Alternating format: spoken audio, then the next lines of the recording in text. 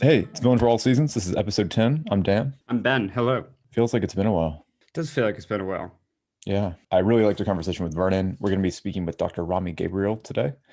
He is an associate professor at Columbia College Chicago. I actually took an amazing Freud class with him going on over a decade ago, which is crazy to think about. We don't necessarily only talk about Freud with Rami. We talk about the past, present, and future of psychology. It's a slow burn, but a good conversation. Ben, how did you feel about it? Yeah, I enjoyed it. It's not really my area of expertise, but yeah, I enjoyed getting into it. It was a little different speed for us. Yeah, Not yeah. not just talking the politic the whole time, Hmm. talking to the psychological. Yeah, so definitely stick with it till the end. It's a good, but like I said, it's kind of a slow burn interview. Just something to note, we spoke to Rami actually a few weeks ago now and have just been kind of waiting on this interview for a week or so. So we talk about an article that he has coming out on Monday. That would be Monday for a few weeks ago. So that article is up and we will make sure to link to it in our bio somehow. Ben, I wanted to start today with an icebreaker about something I saw on Twitter that made me freeze up for a second, because usually when you see someone's name trending, it means they died. Yeah. Thankfully, this person has not died, but Brendan Fraser trending on Twitter. And Brendan I just want to Fraser. get your opinion on Brendan Fraser. I loved him as a kid, and I think I still love him now. Uh, yeah, he's fine. I don't know. He's Man, that was yeah, that was milk toast. I Lukewarm. like him. I don't I The Mummy? Really? Yeah, I the thought he was movie's a huge great. I don't know. fan. I just like I think back to this time where he was sort of like a sexy action star, and I don't know where we were as a people that we let that happen. Why was he trending? That's a good question. Twitter has some questionable You don't algorithms. know? I know he's not dead. That's just to get that out of the air. I thought he- there was some scandal. He was getting Me yeah, Too'd or I something. was questioning about that too. I'm like, hopefully he didn't say anything stupid or just do something terrible. But no, I'm gonna go into like a kind of a conspiratorial rant here. Just hear me out. Okay. I've been reading a lot into Twitter algorithms lately and how they are influenced and what influences them and etc. I think since Twitter is always looking for more advertising revenue, which is how they make money, as well as selling our data to people, kind of an ecosystem there. Anyways, I think that algorithms are obviously influenced by some kind of payment by PR companies or something like that. And the reason I say that about Brendan Fraser is he has two movies coming out this year, um, or one maybe next year, but No Sudden Move, which is a Steven Soderbergh movie, and then he's going to be starring the lead star in a Darren Aronofsky movie called The Whale. So maybe that's why he's So trending. Maybe it's because people have restarted watching some of his classics, like The Mummy, Airheads, Blast from the Past. Blast from the Past. Yeah, Yeah. yeah. Uh, Dudley Do Right, of course. Bedazzled. Bedazzled. Bedazzled. Whatever it is, you heard it here first. Brendan Fraser is, for some reason, in bed with big tech. Yeah, yeah. It goes deep. We don't I, know what he did to pay off the goons at Twitter, I but we're gonna follow this story. my favorite Brendan Fraser movie to bring up, and it's because it's so god awful. Maybe it's good now. Maybe it was just over my head at the time. But Monkey Bone was Oh terrible. God. Chris Yeah. Kattan and Brendan Fraser. I was so excited, and it was terrible. It was I really don't bad. remember anything about that other than it was bad. It was yeah, not great. But I Chris did want to. Kattan was never really talented, though. I think that's a lie we told ourselves while he was on SNL. But if you look back to his characters, very problematic. Where's Vernon exit Dems when you need him?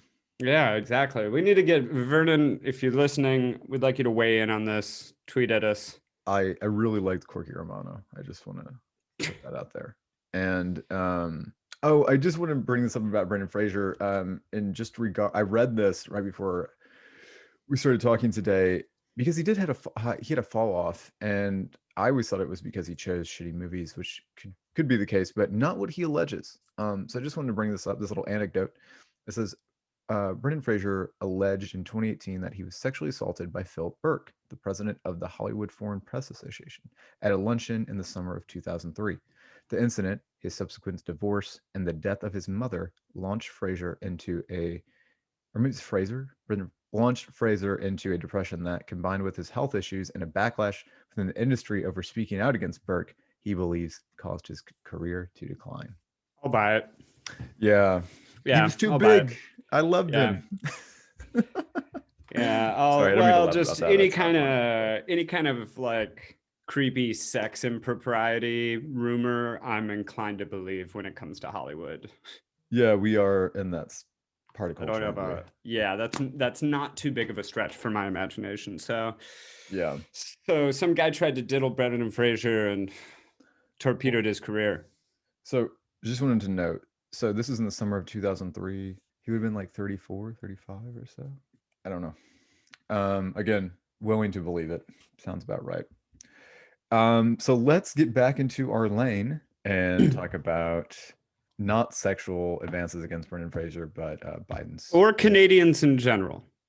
You know, he was actually born in Indiana. I looked it up. I always thought he was Canadian, and it says he's an American-Canadian actor. So he looks very Canadian. He does look very Canadian. He's born to Canadians. So yeah, he's got that sort of pasty, doughy feature of the Canadian people. Yeah. There, I said it. I think we should, as Americans, be a little bit more rude to Canadians, just because they are quite rude to Americans. So I think they get a free pass, and I don't know why they deserve it. They're really high and mighty just because they got their healthcare, but beyond that, beyond healthcare and proper gun control, I don't really see what's so great about them. I love Canada, but they could suffer a bit more, in my opinion. Yeah, I like. Well, I've got some good friends who are Canadian, but yeah, I think they get a little bit of a free pass with the world. I think Justin Trudeau is a piece of work and a terrible prime minister. They had their own genocide of their native people. Like, why do we keep this farce going that they're so nice? They're not. Yeah, and also, you ever met a French Canadian person? Maybe. They're very rude.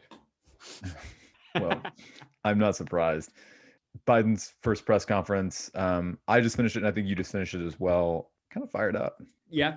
I'm going to ask the question: is this Biden at his sharpest? Because I don't think he did so bad, honestly. I don't know. I was like, I watched it on YouTube, and then afterward, because I don't really understand what my algorithm is for YouTube videos, but that's probably more a reflection on me than the algorithm. But I got Tucker Carlson's like reaction to it right after I watched. Mm-hmm. So I got him, and he was really digging deep, trying to go after how ridiculous Biden was and stuff. And I think that just goes into Fox just doesn't really know how to demonize him that well. And I know this, like, in spite of everything we've said about Biden, but yeah, he was going after, like, I mean, the dumb pauses were there, and the stuff where he's like, anyway, okay. The exception. Hang on. The exception. Yeah. I would say. Yeah. Yeah, it did feel, I don't know. It felt like he just really didn't want to be there, and he was bored. Like, Carlson alleged that he had forgotten that he had the conference that day, and that someone reminded him, and then like pushed him out on. And who knows if that's true? Pushed him out on stage. Yeah, you're on. Yeah, and that there were like audible gasps behind the curtain and stuff, probably from Kamala. That was actually something that he alleged. Sure. Yeah, I don't know. I mean, I don't think it definitely wasn't his worst. But I think him at his worst is when he's allowed to get fired up. And I felt like that was something in this because we know that he really doesn't like getting hard questions. He doesn't like any sort of pushback. And you saw little germs of it when he would get questioned, and he was, fairly subdued. But I think when you get full Biden is when, I guess we just don't get to see full Biden as much anymore. But like we saw on the campaign trail, where if anybody asked him, even a somewhat what he considered discourteous question, he would be off to the races and like full on personal attacks at them. And I miss that Biden, if I'm honest. I want that guy back. I want a completely contentious, shouting old man. Yeah, it's, where he strikes that baritone and he starts to meander a bit, like that grandfatherly, like, I don't know, aside that just wasn't necessary.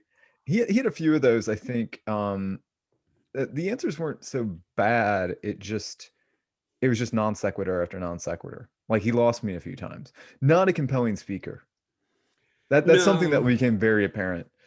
Yeah, yeah, I think not a compelling speaker, but he never has been. And again, that's where Right. his gap. I think that's where his gaffes used to really come from, was trying to be that kind of person, which I guess you have to on the campaign trail, or definitely in a debate.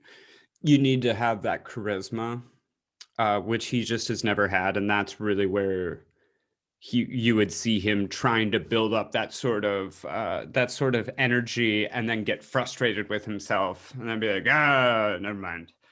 And this was subdued. I really feel like he's been heavily briefed, like, Joe, don't yell at people. Yeah. Speak less. Yeah, but he also, I don't know, he's famously been known to not like answering to reporters, and that whole thing. Yeah, he did call one question rude. Yeah, he called the question rude. Like, he's just, I think he just had like contempt for the whole proceeding. There seemed to be this sort of sulky teenager at a family dinner sort of thing. Like, I shouldn't have to be here, like. And for really anodyne stuff, this is the thing. It was like, it wasn't expressive, like it wasn't illuminating. I don't think much of what was said was useful or interesting, but press conferences rarely are. But so it's not like there was any sort of bombshell one way or the other. But I think it's sort of funny to me that they've worked so hard for him to avoid these, because it's like, this is all they are. It's pretty softball. It's pretty anodyne answers. Yeah. You're speaking off cards. It's not that big a deal. I do think there's probably still something there, that if they were doing this more often, we would get a lot more fuck ups. On that note, it was surreal to go back to normal in a way. What, just to in like see a presidential press conference? Yeah, Yeah. It's been so long, and then the last one we saw was really just Trump, which reminds me of that meme I shared with you. It was this is what transparency looks like, and it's Trump in front of all these flashing cameras and reporters. It's like, first of all, that was maybe that was during COVID, but it was certainly, he did not care about any kind of like safety protocol. So clearly in a different time. And then two, it's like, I guess that's transparency. He just went on television and lied every other sentence. So I think that's always a funny argument. Like, when people be like, well, what would you rather have? Would you rather, it's like, both suck, right? Like, yeah, I don't think him avoiding press conferences is like on its face scandalous necessarily. It is curious. I probably just think it's because that White House does have, like the Obama White House does have, just a general contempt for the press and for being questioned or anything like that. And couple that with the fact that Biden's really bad at it and is probably going senile. So it's all of those things together. But I don't know, that they're just not a big deal. Like, the press conferences, they're not that interesting. You're not really learning new shit. Yeah, and I think with Trump, it was just such obvious like deception. Whereas with Biden, it's more like managed PR. And I think this is something we're going to talk about with the immigration stuff that came up in the debate. But I think that he's been sent out there to say nice things and appear more presidential in that way. Whereas Trump, like the last 4 years, it was entertainment TV, right? So. Well, yeah, and it's like, because Trump loved it. He loved the game. So yeah, it's not like, it's not surprising that he was doing press conferences all the time. That's the whole reason he was there. Yeah. And that's actually something I wanted to get into, specifically with the press, they obviously love Trump. They would love to bait him about things. And I did see a little bit of different kind of baiting from the media, and specifically with the questions on immigration. I felt that they Yeah. were, yeah, and I just want to get your impression on this. I felt like they were baiting him into right-wing positions. Like for example, there was a question about they just told this like heart-wrenching story about this kid who like walked, I don't know, 1,000 miles or something from Guatemala. Like, would love to know the actual source on this, or at least it sounds exaggerated. I'm not saying the plight isn't terrible.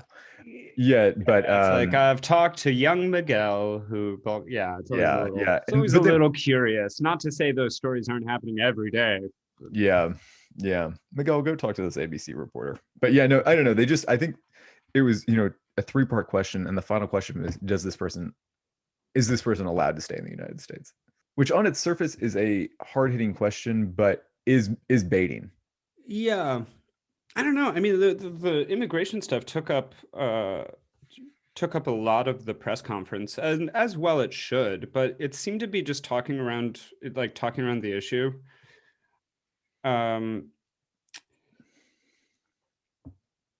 Yeah, well, like one thing that was telling to me, and maybe I'm having a departure here, but one thing that was telling to me was when people were asking about, oh, like they're coming, like are there more immigrants coming because they think you're a nice guy or whatever. Biden's loved talking about that in interviews and stuff, which is like it's a weird topic of discussion coming from the press, and that he's parroting it. It's like, oh, maybe they're coming because they think I'm a nicer guy. And then of course his answer is effectively, I'm not a nicer guy. He literally said that. He literally said, I'm not. I would love for them to think that, but I'm not. Yeah. Well, that was I think the most interesting thing that was said in this, that Biden was saying, I don't think he meant it like this, but it encapsulates the whole thing, is like, the truth is nothing's changed between him and the Trump administration, which really is the only discussion to have. I mean, talking about like, we can split hairs over the basics all day, but like, the truth is nothing's changed, and he's saying different things in public than the last administration was, and in some ways I suppose that's helpful, but the policy hasn't changed. There are still kids in cages. They're telling people not to come. They're not working with Mexico at all on like creating a workable system for this. So all of these, even though I sort of appreciate that reporters were asking him about it, again, it was like, well, what do you tell young Miguel from Guatemala or whatever it is? It's like these sort of asinine points to make that I just didn't see the point.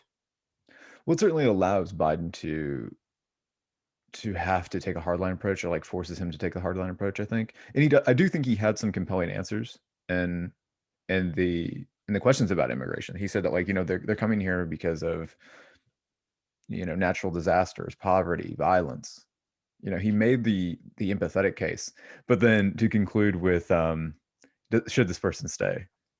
I think he said there's no reason they shouldn't be flown back to their mother in Guatemala or something like that. Yeah, and it was like, and I mean, this is the thing that goes on with this conversation that always drives me insane, and it's the most important thing when they're talking about like, they are fleeing violence, they're fleeing poverty and stuff, and it's like, well, why are they? Because this is, if you really wanted to have a constructive discussion about any of this, then you'd have to actually confront the fact that a lot of these people are fleeing dirty wars started by the United States, or cartels that are getting weapons from the US, or drug trades that have been propped up by US, or tyrannical governments that have been put in place by the US. So it's like, I kind of, my eyes kind of glaze over whenever there's whenever there's like specific policy questions about this, because it's all sort of useless unless you want to confront the root cause, which of course Biden doesn't want to. No president wants to, and clearly the press doesn't want to either. Yeah, and I think one note on that is this Twitter post was going around this week from the U.S. Embassy in Haiti, which quoted Biden from a CBS interview last week, and this connects nicely to the press conference. The U.S. Embassy had a quote from Biden that said, "I will say it, do not come." That's what the official U.S. Embassy Twitter posted out next to Biden's face as a quote from Biden's face. So, which again, it goes back to this is conjecture, but something with the coup d'etat in Haiti, I know has been a long running kind of grievance on the left by going back to, what is it, Aristide and during the Clinton years, right? Yeah. Yeah. Yeah, and this do not come thing, it's like, can we put to bed this idea that this is going to be a kinder policy? Yeah. You know, like, it's not. What is nicer about that? And also, do not come was the same fucking thing the Trump administration was saying. Yeah. It's like, yeah, it's like, well, we're telling you, don't come. It's like, and in the same fucking breath has the gall to be like, give that speech that he gave that, you know, no one just on a whim puts all of their worldly possessions towards a coyote to send their kid, you know, thousands of miles alone to try and get over a border. Like, no one just does that. Oh, by the way, also, don't do it. Yeah. The only difference is one was written in all caps. So, yeah. And I want to talk about red lines again. The North Korea question I thought was kind of questionable. That one really annoyed me. What is your red line on North Korea? Yeah, it was just like, who wants to establish red lines? Why do we do this? We do it every time. And it was like, I mean, I groaned when I heard them ask about the missile test. Yeah. Which, like, first of all, if you haven't noticed yet, North Korea is testing missiles all the goddamn time. It's like their favorite thing is testing missiles on the ocean. Yeah. And, you know, much like baiting people with Russia or Iran, even though probably less effective than the Russia stuff in recent years, but it's like, it's this thing that the mainstream media just wants us to care so much about, and I just don't. And yeah, exactly. This red line thing is like, what do you mean by that? Like, are you like, everybody wants to apparently have each US president opine on when is the right time or the necessary time to nuke North Korea. Like, that's what it sounds like to me. It was like, yeah, like, why do we keep asking this? Yeah. If you establish the red line, it's just, again, tempting that aggressor nation, quote unquote, not my words, but to fall over that red line so they can get the attention they want. Yeah. Yeah. And they're not going to. I mean, I'm sorry to disappoint anybody, but North Korea is not going to nuke the United States. Unpopular opinion, but... You remember Little Rocket Man? Trump on Twitter? Oh yeah, Little Rocket Man. Yeah. That was kind of funny. Yeah. I mean, that was daring, but really pushed that to the limits. Well, it was kind of the right... I'm sorry, not to praise Trump, but it was kind of like a bet. I kind of like that stance more by just being like, he's a little rocket man, you know, he's little, he's tiny. I love how easily Trump could dismantle somebody's credibility by calling them small. It's like, people bought into it. Yeah. It's his main go-to. I mean, he did it with Mike Bloomberg in a second. Everybody thought he was this insurgent candidate. And then he was like, oh, little Mike. Yeah, he's little. And it was like, yeah, you're right. He is little. Fuck that guy. Little Ben Sass. I mean, yeah. Don't be short around Trump. I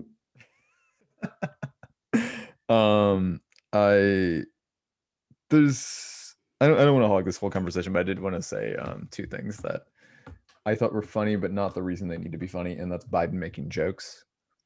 And I don't know if you caught these two. He's got that quick wit, you know. Oh yeah, I think I might know about one of them. Yeah. The when I came into the Senate 120 years ago, he said that, which is kind of, I was like, it was so subdued. I was like, okay, all right. That was one where I wasn't sure if he meant to make that a joke. If you actually think he came in 120 years ago. He's like some biblical. I think he came into the Senate 120 years ago. Right. He's confirming my beliefs. Yeah.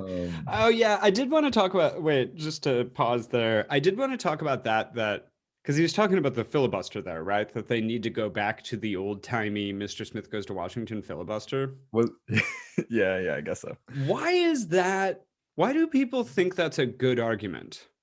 In what sense? Well, just that like people want to keep no one wants to get rid of the filibuster, and the concession from like the Dems is, oh, we should keep the filibuster, but we should go back to this weird old-timey version where you have to stay on the floor talking the whole time. Yeah.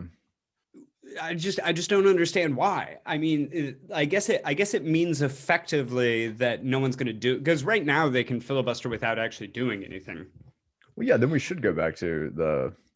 Yeah, I guess we should go back to that, but it's like that just keeps it as this weird relic. Again, this Mr. Smith goes to Washington, and like back to, I can't remember who the story was. It was like of some segregationist or something who would like keep one foot on the floor and then go piss in a bucket. It was behind Strom like Thurmond, right? That was Strom Thurmond? Yeah, I think so. Sounds like Strom Thurmond. Yeah, so who either Biden eulogized. Yeah, who Biden did the eulogy for, never forget. Yeah, so you go back to that. So we're either going to have like, I mean, I guess it would work because everybody in the Senate is like 130 years old. So no one's willing to stand up there for more than 5 minutes. And again, I want to push this. People in Congress are lazy. They don't like working. But it's just, I don't understand this like compromise thing of, well, it should go back to that, as if it's like, why don't you just get rid of it then? I think that's what they're aiming for, right? They do. Well, not what Biden is. Biden's saying like, no one wants to I don't think anybody wants to get rid of the filibuster. It's a bold move. I've seen people argue for it, and they're like, the argument will be like, well, you say that now, but then like once the right is in power, you're going to want the filibuster. And I'd be like, that might be true if the left ever fucking used it. I think Sanders used it. And then remember Rand Paul did it in like 2012 for some reason. I think it was in regards to surveillance. I dislike Rand Paul. I dislike him too. I used to enjoy kind of what he stood for in a sense, not for everything he stood for, obviously, but I liked him as like it's good to have at least a few anti-imperialist voices, but he's really gone off for me. But thank you to him for his services. He's done a bang up job on the surveillance issue. So yeah, that worked. Wait, so what was the second joke? Sorry, it's just so dumb. He goes, this is like Jim Eagle. I don't think that was a joke. I did want to bring this up. You don't say that. It was nobody asked for this. That's my entry this week. Yeah, this was something that Tucker Carlson said in it, and I actually, I have to agree with Tucker Carlson on this, because when he said makes Jim Crow, or like, what is it, turns Jim Crow into Jim Eagle? Something like that, yeah. Yeah, I was like... The natural evolution.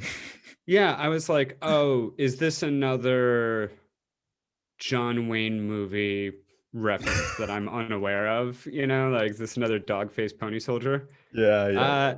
No, it's just an eagle is a larger, more powerful bird than a crow. Yeah, just it's like, who wrote this shit? Jim Crow sufficed. To just call it Jim Crow again is fine. Yeah, you don't need to like have like a pithy analogy. And like where you're comparing the sizes of birds, it was like, what the fuck is this? I didn't think that was a joke. I thought that was trying to be like good, like rhetoric, and it did not land. We should talk about voting stuff in a minute, but I did want to just talk about Ted Cruz at the border, since we were talking about immigration so much. Yeah. I did have to look up his Wikipedia and confirm that this guy is not from Texas. If I was a Texan, I would not. Ted Cruz does not represent me. He's so theatrical without any gravitas. Oh yeah, he is the most like unctuous human being I've ever seen in my life. We should set the stage. Ted Cruz, if you haven't seen the video, went to the border at, what did he say, 2 a.m. or something? Yeah, for some reason in the dead of night. Yeah, dressed like the crocodile hunter. He's in the long grass, literally and metaphorically. Yeah. And he the part that cracks me up is he said they could see the cartels waving their flashlights and taunting the border patrol. Yeah. Interesting, I didn't get any video of that.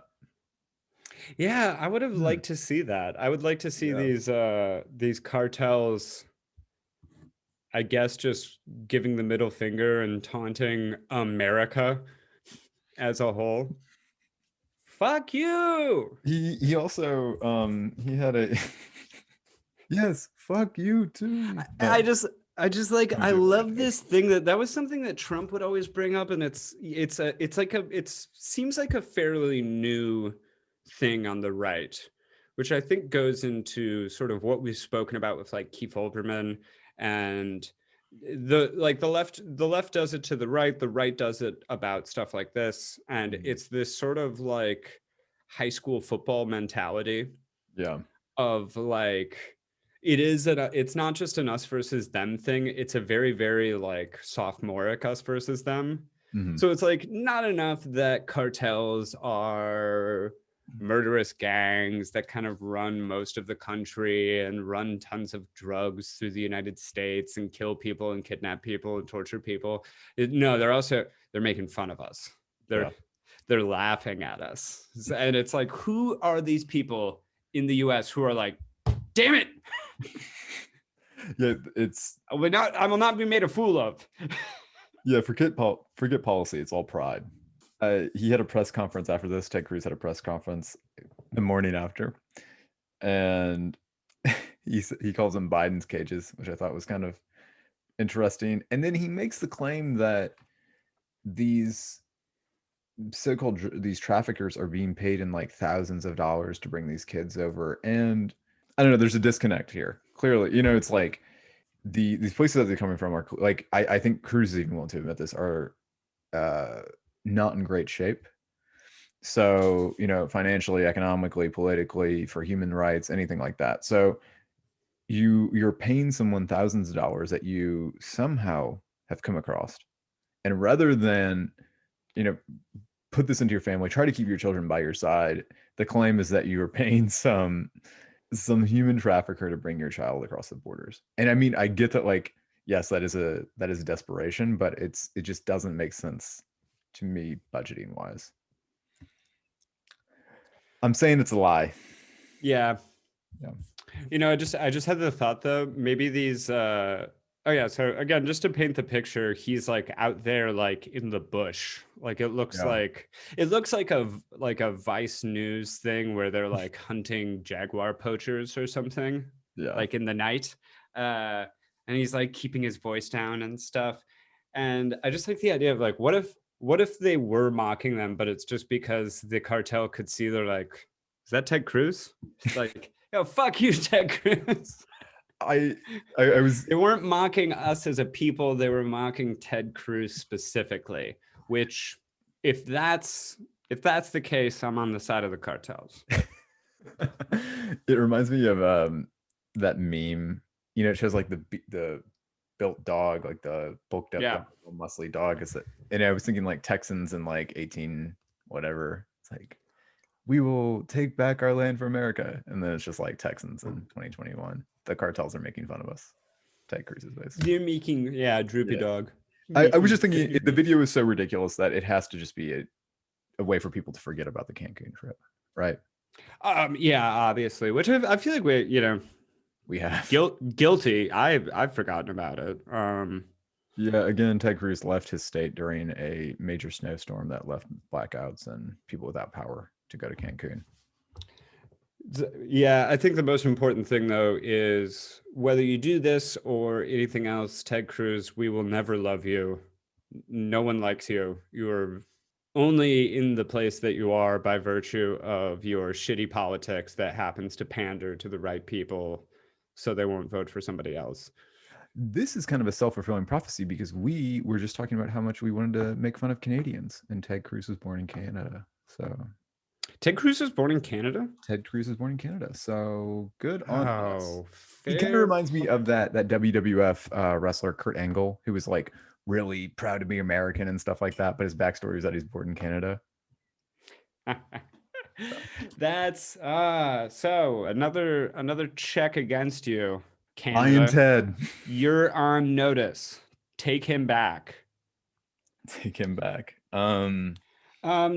Yeah, do we have anything else from the I think that was most of the stuff I was thinking about from the Biden conference. I mean, I guess the main other one, which isn't new, I mean, I'm not even bringing up the vaccine rollout stuff. Like he brought that up as sort of his victory lap at the beginning, which I guess a lot of people are latching on to, which is great. I mean, not much to say about it.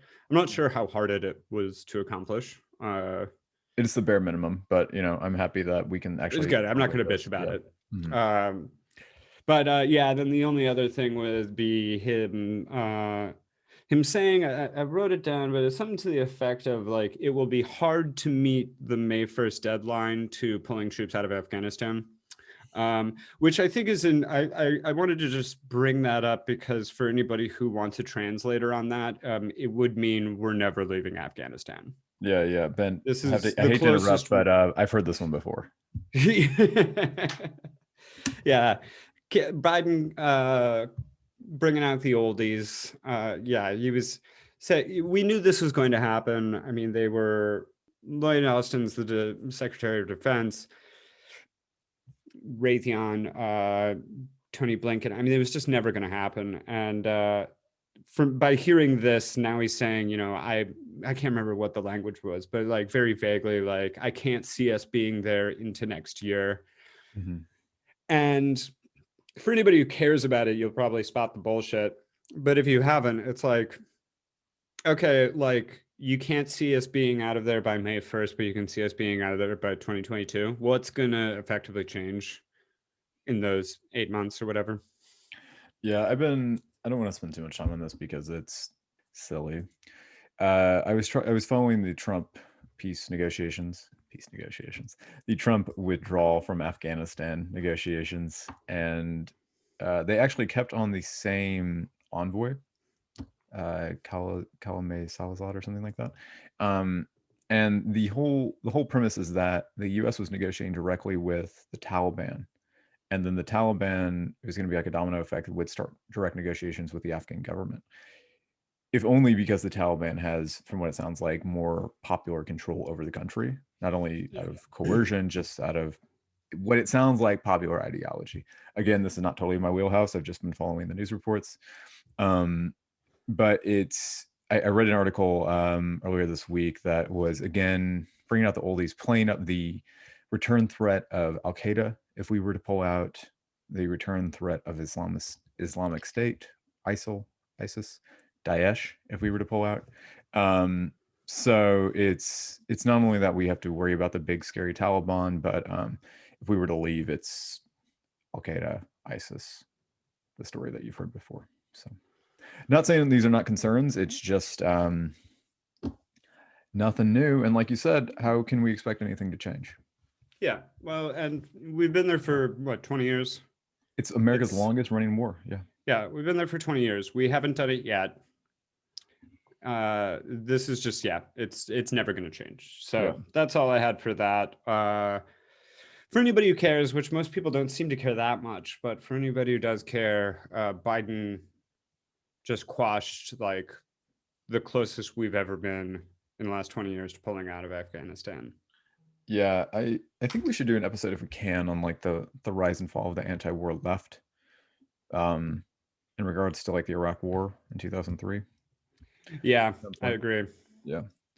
Is there anything else you want to say about the conference? I kind of wanted to conclude just your general impression of like what these may look like going forward. What they'll look like going. I think this is a pretty clear. This is a pretty clear look of what they're going to be.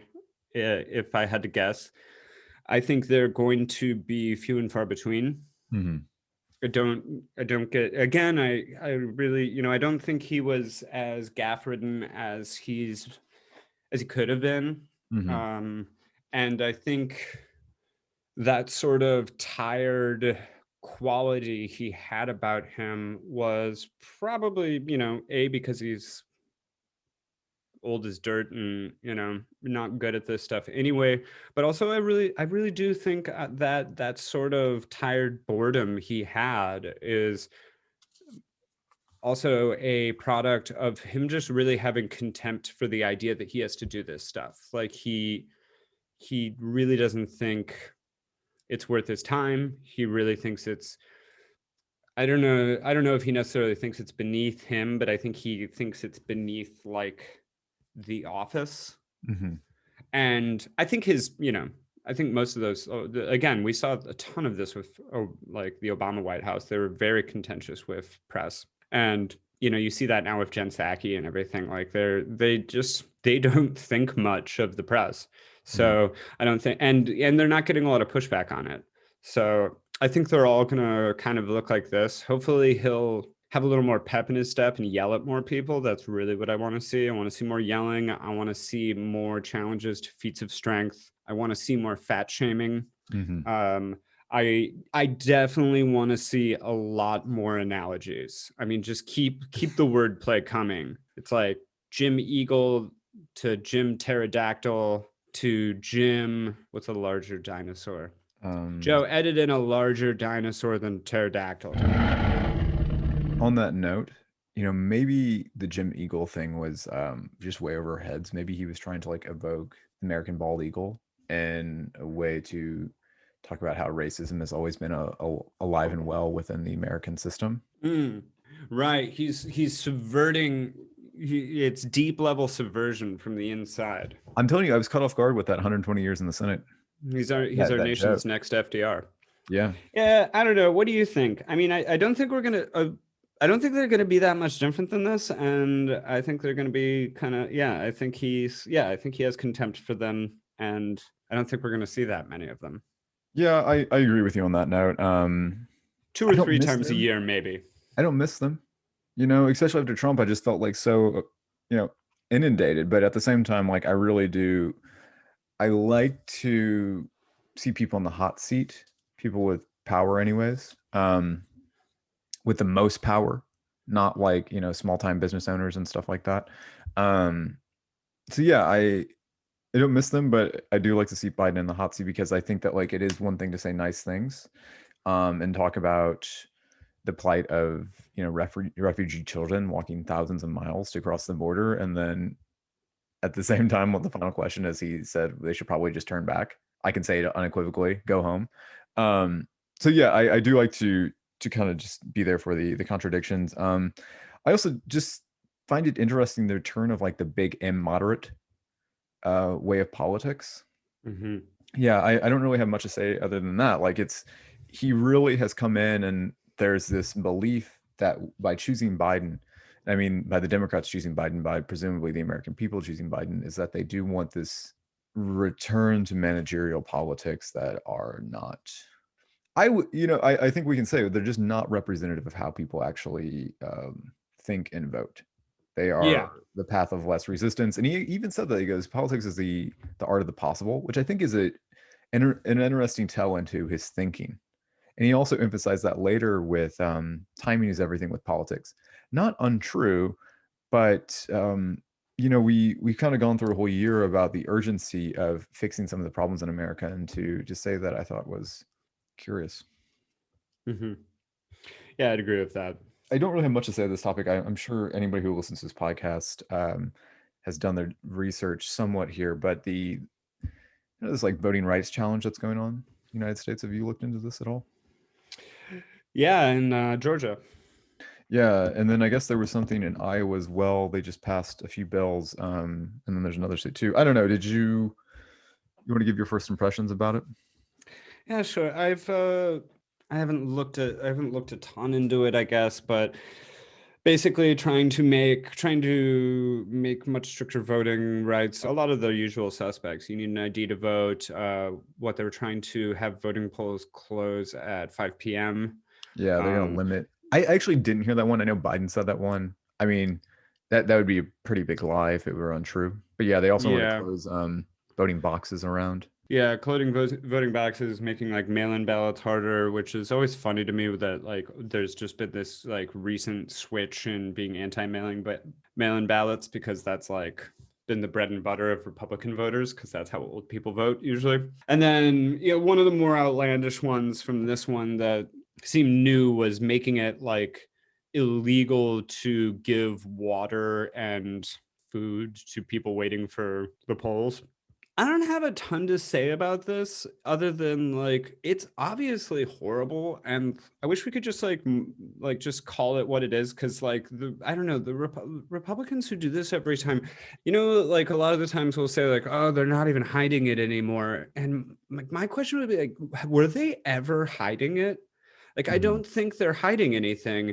It just to me it's like and it's sort of amazing like usually you'll have to cloak it in some other reason of like oh well it's bad for the infrastructure if after 5 p.m. the whatever like they don't try so it's just very on its face hey black people don't like us because we have shitty policies for them and working class people don't like us because we have shitty policies for them so rather than change our shitty policies, we're going to make it so people of color and lower income people can't work or can't vote. Sorry. Yeah. And I don't really see any other explanation than that. And I think we should just like call it that. Yeah, Jim Eagle. Yeah, I mean, this is truly the Jim Eagle era of, of Georgia politics. It didn't end up passing, but one that was just so conniving and terrible was they wanted to ban Sunday voting. You saw that Sunday early voting, which Oh yeah. traditionally, yeah, the Well, solstice. yeah, that's a big thing in the South because it was I think a lot in black churches as well, or especially, but it's a big thing was like church groups would have they would like do that because like church communities would do a Sunday vote. So like after your service, they'd have like the bus out to somewhere to vote. Yeah. So there you go. It's anti-Christian too. How many eagles do you give that? I'm gonna give it 5 eagles. Yeah, yeah. All 50, I'm gonna 50 stars worth of Eagles. Uh, How many on the Jim Eagle scale? How many eagles do you give? I this is trying to work up some like policy pushback against like this huge voting law being pushed by Democrats in the House right now that probably has no chance in the Senate, but basically which is going to expand the ability to vote, especially addressing like some of these things. It sounds like less less voter ID, if at all, I think needed to vote. If you want to look into specifics, I'm sure that you have already. But you should if you haven't. Um, just making it easier to vote, whereas the Republicans clearly is not only making it harder to vote, but it is targeted specifically against minorities. And the New York Times article also noted that, and you noted this too. This will probably end up hurting like old people who vote Republican, because if they Yeah, vote by mail, which is self defeating. yeah. It's like that was something that was so funny about 2020 with Trump being like worrying about mail-in ballots and stuff, and it was like the only reason more people are going to use mail-in ballots is because of COVID. The mail-in ballot thing is going to be working in the Republican favor 99% of the time. I guess something that like is very strange to me with Republican thinking here is, I think there was like a record number of minorities who voted. Excuse me, a record number of minorities who voted for Trump in 2020, Mm-hmm. and you are specifically going to target these minorities who I don't think they're solid Democratic blue voters, even with Trump. And that's what I'm trying to say. It's like they voted for him, so like I think that there is some. First of all, they're not monoliths, and secondly, I think there's a lot more wavering with their affiliation than the Yeah. Republicans are giving them credit I for. mean, maybe it's more for down ballot voting as well and Yeah, stuff yeah. because if there's something we've learned is that like the Republican Party is much better at at working as a monolith, I guess, is like Mhm. the Republican Party like knows how to get into lockstep and work as a like a cohesive team. Mm-hmm.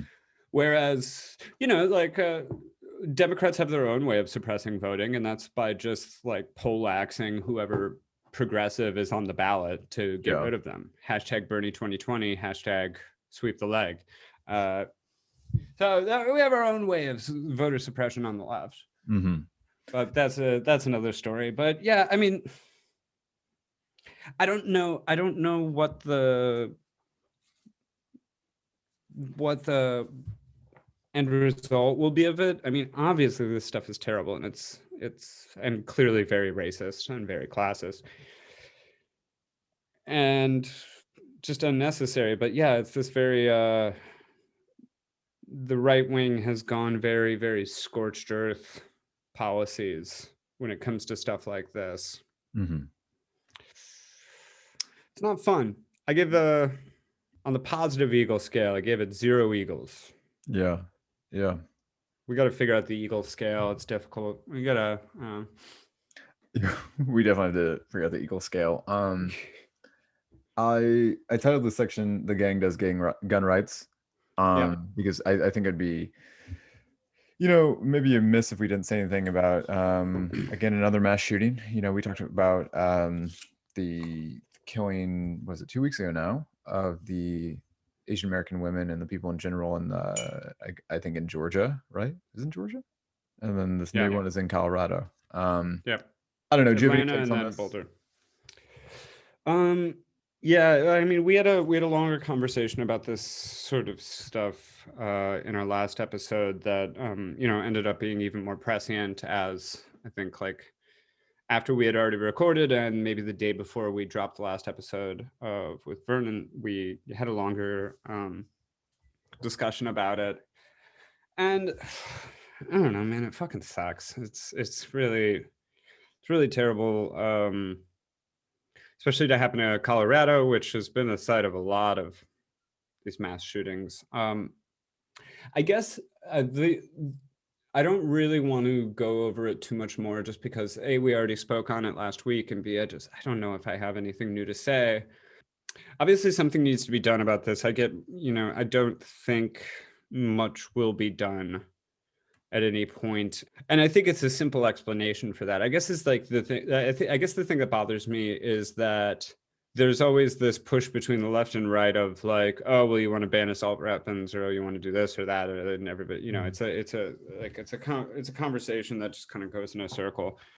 Like one thing I have noticed is for all of these, like I've been noticing a lot on like political Instagram and political Facebook and political Twitter, is people love having their anti-AR-15 memes. Yeah. Because it's like, oh, we need to get rid of this gun. And, maybe there's an argument to be made about that, or definitely an argument about semi-automatic weapons in general, or these high-powered semi-automatic weapons that are clearly very dangerous. But I do think, not trying to carry water for the AR-15, but the thing you have to understand is like the AR-15 is what it is because it's like the iPhone of assault rifles, I guess, is like. So I think it's a bit of I think like many things in this conversation, I think it's a bit of a red herring to just talk about that specifically. You're talking about high-powered semi-automatic rifles could be its own thing. But I think, I guess I just pull that out as an example of a red herring in a sea of red herrings whenever we have this conversation, when really to me, like, the only constructive thing that we can talk about is, and the only like real reason we don't have better gun legislation and background checks is the AR or the NRA gun lobby. Like, am I wrong about that? Like, is there anything else to discuss? And until you get rid of that, we're never going to have any movement on this, because people think of it as like, oh, rednecks who want to keep their guns and shit. And like, yeah, those people exist. And I don't really think culturally America would want to give up its guns. Like, it's not going to be like an Australia thing. People always use that as an example. It won't work that way. I'm sorry. We have way more people. It's a different tradition. I don't think just getting rid of all the guns, first of all, is feasible. And there's a lot to discuss about this, but the fact of the matter is, like, it's only like 80% of people support stricter background checks, stricter gun legislation, and like apparently a large number of NRA members themselves support that. So why don't we do it? It's because we have gun lobbyists. Mhm. And I think the only reason no one's going after that, you don't hear anybody on the left or right, really in the mainstream, talking about the gun lobby in any meaningful way. Because I think if you had senators and Congress people saying we need to get rid of the NRA gun lobby, then we'd have to talk about getting rid of big pharma lobbyists and the Israel lobby and all sorts of other lobbies, because there's tons of them. And really, we should get rid of fucking all of them, if you ask me. I think really NRA is the only one that's permeated beyond that permafrost. You know, like they did try. I think it's New York State had. And I meant to look this up. They had some kind of legal action against NRA TV. It was something like money laundering, I think, or some kind I of mean, financial probably, corruption. right? But yeah, I mean, again, not surprised. Shady television. Shady television. Yeah. I got rid of my subscription last year. Good for you. But yeah, no, I agree. I think there's just like this reticence to talk about how organized policy comes into play via lobby. You know, I Well, think you yeah, have it's a populists talking about domino it. effect, right? Say It's a again. domino effect. It's a domino effect. Like you're gonna like if you get rid of the gun lobby, then you have to start looking. It sets a precedent. Like this is the Yeah. same thing. This is the same thing of when people were all thinking that Trump was going to go down, like that he was going to be impeached and then be charged for all these corruption crimes. And it was like, truth is, no, because even though he maybe did more of it and did it in more petty levels and more blatant levels, those kinds of high level corruption happen in government all the fucking time. And if we charge him for that, then how many other people are going to go down for their own corruption on both sides of the aisle? And that's really what I think why this, like, it pops up every time, and it pops up even less now. Like I haven't heard any talking about it now, but like back in like 2018 and stuff, when we were really hitting a fever pitch with some of this, like there was some talk about the gun lobby, but it's really petered out now. Mhm. And I think it's just because people know that it's like if you can't get rid of one, you just need, because it's not like this isn't the only lobby that's resulting in deaths. Yeah. And in fact, There's like, tons of them, and there's probably like lobbies that result in more deaths, actually. if you think about it too, like so like Raytheon are like the defense industry lobby, which is made up of multiple companies and actually probably like less than we'd like to admit, but it's Mm-hmm. major companies like Raytheon or General Dynamics and then a bunch of their subsidiaries, right? But I mean, that they push guns all around the world. I mean, I consider a gun death in Syria the same as a gun death in America. Different histories, different connections, a world of difference there. Don't get me wrong. Yet, it is still the proliferation of weapons around the world, which I mean, I think we saw during the Obama years a lot that came back via Mexico. I mean, it comes back via states all the time, anyways. You know, like I grew up in Southern Illinois, and like the way you could go get a gun probably easier, I assume, didn't do it, is just go over to Missouri where they have much less strict gun laws. So, Mm-hmm. Yeah, it's like we used to buy our fireworks in Wisconsin, yeah, yeah. or our alcohol on Sundays. Minnesota has very draconian alcohol laws. Why? They're not even like a religious state in that way. Yeah, I don't really know why. They're like, but yeah, you can't buy booze on Sundays. Can't buy it in grocery stores. It's very strange. They're like one of two states that still do it. It's probably them and Mormon country or something. But We will be having on next episode to cut, explain. bleep that name out. Seriously, Joe, bleep that name out I, because she does listen. Where were yeah, I don't have much else to say about the gun issue. It is obviously terrible, and Yeah, I think that's my main 2 cents on it.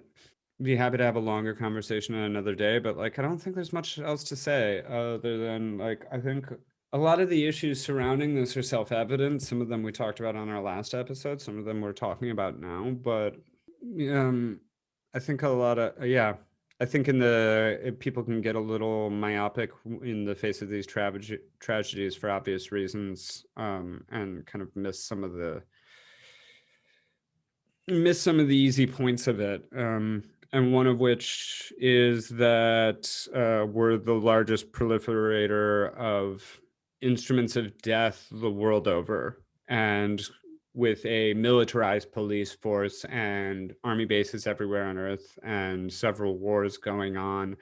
And again, I'm with you that I'm never going to say that American lives are worth more than, someone's life in Syria or Yemen or Libya or wherever. And like, I know this isn't exactly the same thing, but it's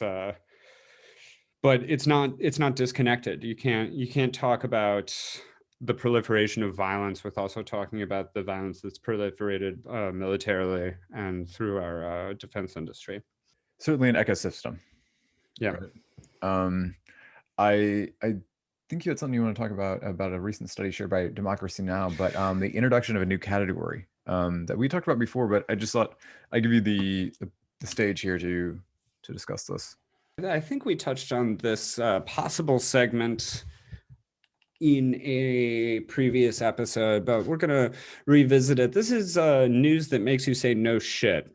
This comes from a Democracy Now! Last week had so there's just the headline from the segment, and it's 1 in 5 Capitol insurrectionists tied to U.S. military soldiers targets, quote unquote, for extremist recruitment. So basically there's finally a hearing on this in the wake of the Capitol riots, and the studies have shown that there are just a huge amount of right-wing extremists in the U.S. military. Full stop. Mm-hmm. And I think for most of us would say, yeah, duh.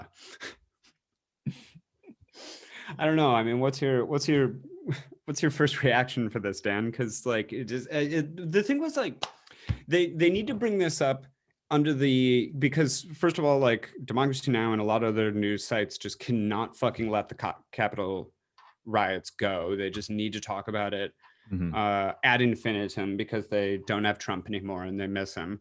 But like bringing up this thing of like to me it's like when people are like, did you know that there's a lot of racism in police departments? It's like, yeah, duh. It's like it is a job that is advertised as like, let's say you're like Chicago PD or something, just to pick, because we've been picking on them a lot and they deserve to be picked on. But it's like, yeah, Chicago PD, be like, here, guess what, buddy? You can wear a gun and a nightstick and pepper spray and all that's on your belt, and you get to go around and you can kind of do whatever the fuck you want to dark people. Mm-hmm. Should you so feel like it? Is it surprising to any of us? And also, it's part of a system that has a historical culture of picking on minorities, murdering, beating, suppressing. It's like, are we really surprised that these jobs attract these kind of people?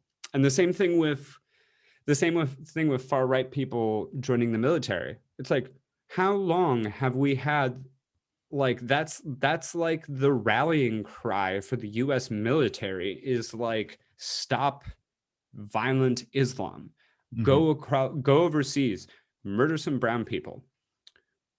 It's patriotic. It's, I don't know. Yeah, I mean, is the better question, is it newsworthy by a progressive organization like Democracy Now? I think the study is newsworthy, and I think it's newsworthy that this is the first time they've ever had a hearing on it. Mm-hmm. Now, they have a woman on who, like, the Southern Poverty Law Center has been following this stuff since like the 80s.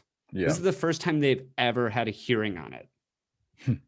And I think that's probably the newsworthy thing too, is like the only reason somewhere like Democracy Now! Might have talked about it before anyway, but the only reason like something like that is coming up because Bad Orange Man did something. It's like, oh, now it's a problem. Yeah. Now it's a problem because people stormed the Capitol. It wasn't a problem before. Maybe if we had paid some actual attention to this, we wouldn't have these kind of militias. Yeah, it's true. Yeah.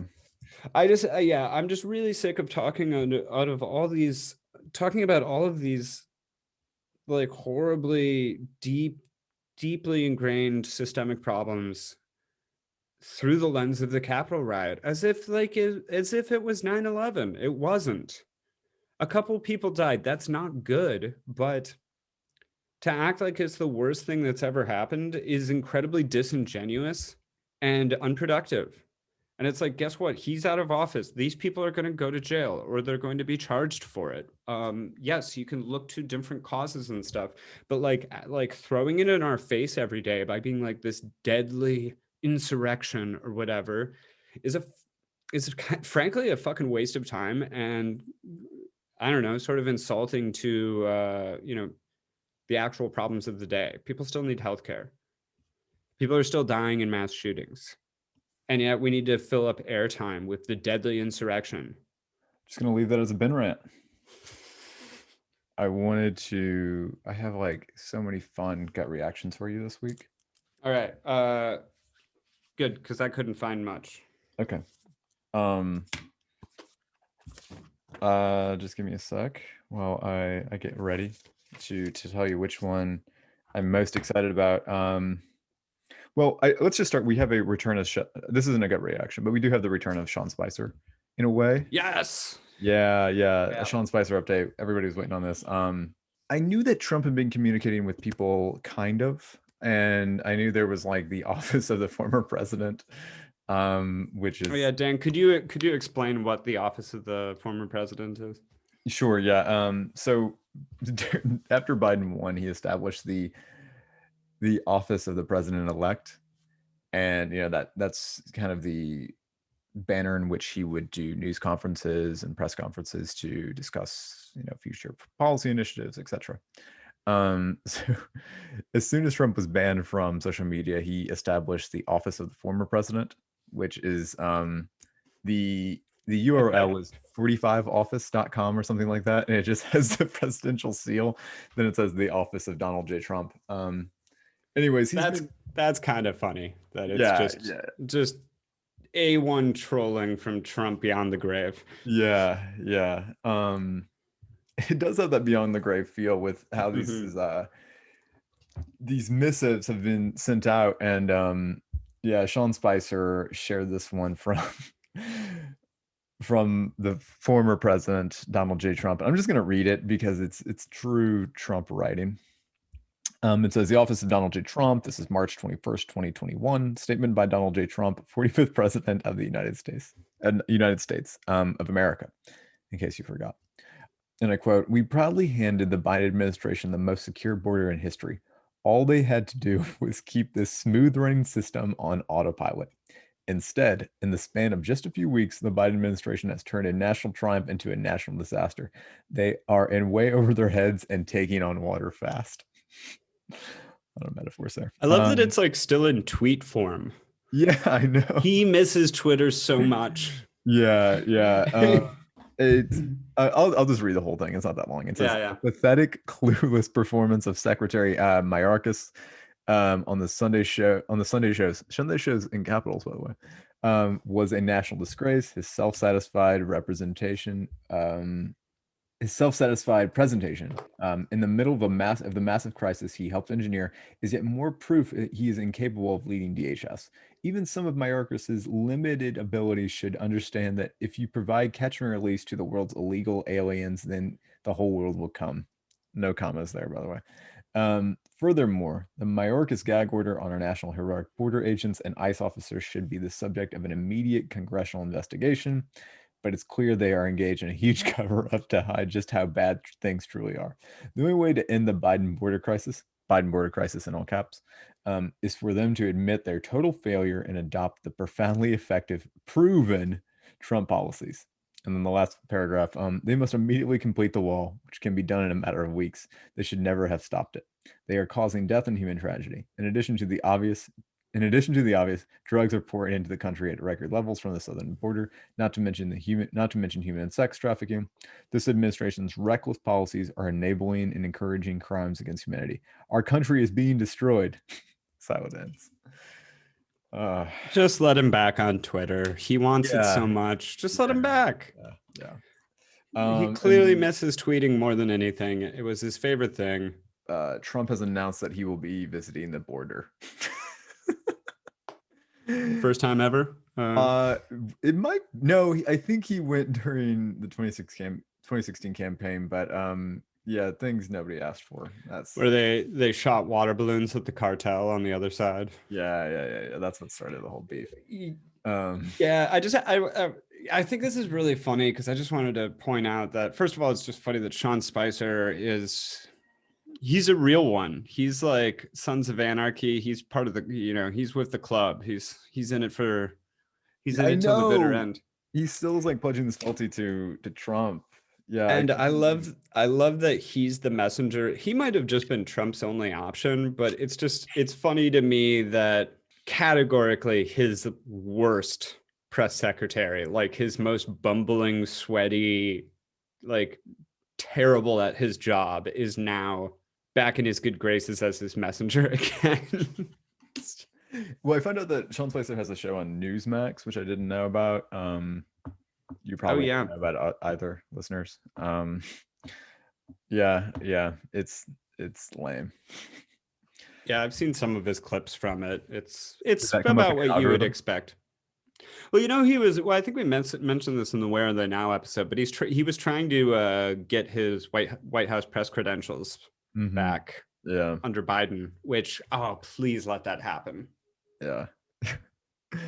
But the Biden administration, but Joe Biden will not approve my credentials as if it's like sitting on the court of Biden. Because it's just, he's too hot. I mean, his takes will just be too hot. And by the way, this is not an endorsement of Jen Psaki. She's not good. And anybody who thinks she's cool is wrong. But yeah, I want the hard hitting Spicer take. Yeah, we can file this under Biden's war against the press. Yeah, spice up your life. I wanted to, I wasn't sure which one to do next, but this is a good one. I'm going to share my screen so we can watch it together. Okay. This is a Cuomo update for everybody. Cuomo on Fox News. New York Governor Andrew Cuomo was responding to someone on the street who was yelling at him as he got out of his car. It's not clear what that person exactly had to say to him, but Cuomo's message, well, that's pretty clear. I'm not going anywhere, darling. The smile on his face is great. I'm fucking Cuomo. I can't be stopped. Sorry, let's just watch it one more time. Oh yeah, please. I want to include the shit photos too that they have of him, which I think is just petty to another level. Oh, it's just like, Fox has added so this is Cuomo on Fox News, and just a lot of pictures of him like grimacing and with his shitty plastic surgery face and looking terrible with a mask on and stuff. I don't know. I feel like it's not that hard to do this. I mean, and clearly Fox does it on purpose, but are there a lot of really sexy, handsome photos of Andrew Cuomo? Good question. Cuomo was responding to someone on the street who was yelling at him as he got out of his car. It's not clear what that person exactly had to say to him, but Cuomo's message, well, that's pretty clear. Yeah, just smiling like a goon. If you can't hear what was said, I'm not going anywhere, darling. And after being accused of sexual misconduct, to add darling is just such a and smiling. And this probably isn't even Fox News adding this in. They should have added in whoever the woman yelling at him was, but it was probably a woman yelling that he should be impeached. From everything we've seen about how this man operates. I mean, I suppose we could, did you want to just little Cuomo update now? There's been was that a Trump burn? Little Cuomo? Little Cuomo. No, it's just a little update on Cuomo, but it's been shown that he was giving preferential treatment early on in the pandemic to family members, even going so far as to expedite a COVID test for his brother, Chris Cuomo of CNN. Yeah, just keep showing this pattern of like we've said before, he thinks he's a made man. Everything we've seen of the sexual allegations, the mismanaging, the threats, the bullying, just all of this is the dude is drunk with power and really thinks he can't get away with anything. And yeah, I mean, I don't know the whole context of that Fox News report, but it's not wrong. I'm not going anywhere, darling. I'm Mayor fucking Cuomo or governor or whatever. He Yeah. really thinks he's untouchable. Like, I feel like he's like thinks he's gonna ride out this storm actually, and like maybe he will. I don't know. Yeah, it was a lot for me, and the smile really gets me for that. Yeah. I want to find a good link that is just not saying the quiet part out loud, right? Oh, well, there's a Twitter about it, but here we go. Here we go. Okay, well, this one says the quiet part out loud, but in the funniest way I can find. This is a new gut reaction. Yeah, the final one. Okay, so this is from opindia.com. Something like that. I don't know. Oh, it must be Opinion India, I think. Opin India. Which, if you say the title of the article, Okay. it makes it that much funnier. Okay, pedophile Jeffrey Epstein's friend and rape accused Bill Clinton to host women empowerment program with VP Kamala Harris. What's your reaction? I think I posted about this. I didn't, not this particular headline, but yeah, it was like could we retire Bill Clinton? I don't understand why the DNC needs to keep wheeling him out. It's like, we all remember what you did, and like bringing him out for women's empowerment, I was like, come on, guys, like, stop it. Like, we don't want him around anymore. There's too much bad blood. And it's like, yeah, really good friend of Jeffrey Epstein, yes, credibly accused of rape multiple times, had an affair with Monica Lewinsky in the White House, and then like oversaw like a horrible character assassination of a woman in her early 20s. It just goes on and on and on, and it's like we keep trying to like shoehorn him into our lives. Of like, it's like, why do we? I don't know who it's for. I guess maybe it's for older generations who were alive during the Clinton years and just remember the economic prosperity or something. But for like anyone my age or younger, it's like, yo, get him the fuck out of here. Yeah, he's not the healing that we need right now. No, he's terrible. He has so much bad blood around him. Yeah. And it's just like, stop it. I just want to ask one thing about the Clinton affair with Lewinsky. It was the blowjob, right? And the stain on the dress. Yeah, well, that's what I mean. They had like a longer affair than that, but that's like what was that was the smoking gun, I guess, was the blowjob dress. I think it makes it worse. Yeah, but they had some I can't remember exactly what it was like, but they had like a drawn out affair. I have one more gut reaction that's a little more.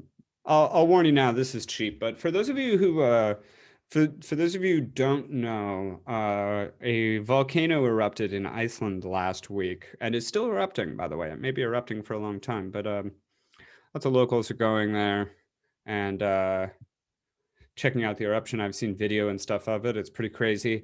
But there was another eruption that you may not have heard of from one of my favorite one of my favorite posts that I'll see is the Guardian Experience section. So Dan, if you want to read off this headline. Ooh. Experience, Gwyneth Paltrow's vagina candle erupted in my front room. And then the subtitle is Flames roared half a meter out of the jar and bits of molten wax flew out as it fizzed and spat. Oh. The Guardian has really nailed online journalism, digital journalism. But yeah, go. Please do tell. Oh yeah, so this is great. Well, yeah, I mean, it's pretty straightforward. This was her experience. Someone bought her the Gwyneth Paltrow. For those of you who may not remember, her stupid ass like wellness company started selling a like scented candle that said that this smells like my vagina, and then it erupted all over this woman's living room in England, and then she tweeted about it, and it got picked up by the usual suspects, the Daily Mirror and the New York Post and all that stuff. I mean, it's kind of a non-story, other than Gwyneth Paltrow makes shitty products. Surprise, surprise. But this is something I thought that was really funny about this. So on the when I clicked on this, it had a link to another article from the Guardian experience column from the editor of this. And it says, so this is the headline, editing the Guardian experience column, quote, it's about profound moments of discovery. Editor of our real life experience column reflects on what it's like to share the stories of ordinary people doing extraordinary things. And I love this column. It shows up like on my Facebook feed all the time. Because like sometimes I guess it's something extraordinary, of like, it's like how I've been trying to sell my mother's house after she passed away from COVID or something like that, sort of like human interest stories. But more often than not, it's stuff like a vagina candle erupted in my living room. And I just love the idea that it's like these are profound stories of real people. I kind of got sucked into reading this, and I just wanted to pull out this one quote. It said, this is written by the woman who did narrowly avoid this disaster. And this is quoting, once my heart rate slowed, I posted pictures of the aftermath on aftermath on Instagram with the tongue-in-cheek caption, yeah, thanks, Gwynny. Stuff your flaming vagina. It's like, oh. It's 68 pounds, which is cheap. 68, yeah, it costs, it's a 68-pound candle, as in pounds sterling. So that's like, what, like almost a $90 candle? Yes, on today's exchange. It does sound like it would smell nice. Is it supposed to smell like a vagina? I hope not. Well, they say the scents are bergamot, cedarwood, and rose, which sounds like it'd be great. Yeah. That is all I have for this week. Do you? That's all. Yeah, that's all I have for. That's all I had for gut reaction, because I'm going real lowbrow this week by erupting vagina candles. I just thought it was funny, and more so that the Guardian thinks it's doing the Lord's work by telling the real stories of real people. Hashtag cancel Gwyneth Paltrow. I don't really know what we have done had I not heard that story. So yeah. I mean, it made my week, brightened my week a little bit. Should we discuss You're Hurting Our Feelings? Yeah, we should. Right. So this one was, Dan found this one actually. Right. So this is a tweet this comes from Yahoo News, U.S. Politics. Headline, the U.S. Vice President is not required to salute military personnel, experts and fact checkers report. So on Monday, a video circulated showing U.S. Vice President Kamala Harris boarding Air Force Two without saluting military members. Audible gas. However, as the military news website Task and Purpose points out, there is no regulation that requires presidents or vice presidents to salute the troops. The informal tradition of saluting military personnel started with President Ronald Reagan in the 1980s, Snopes reports. So, yeah, that kind of gives you the aftermath of it. But basically, there was a little bit of a hullabaloo against Kamala Harris for not supporting not saluting the troops as she got on Air Force Two.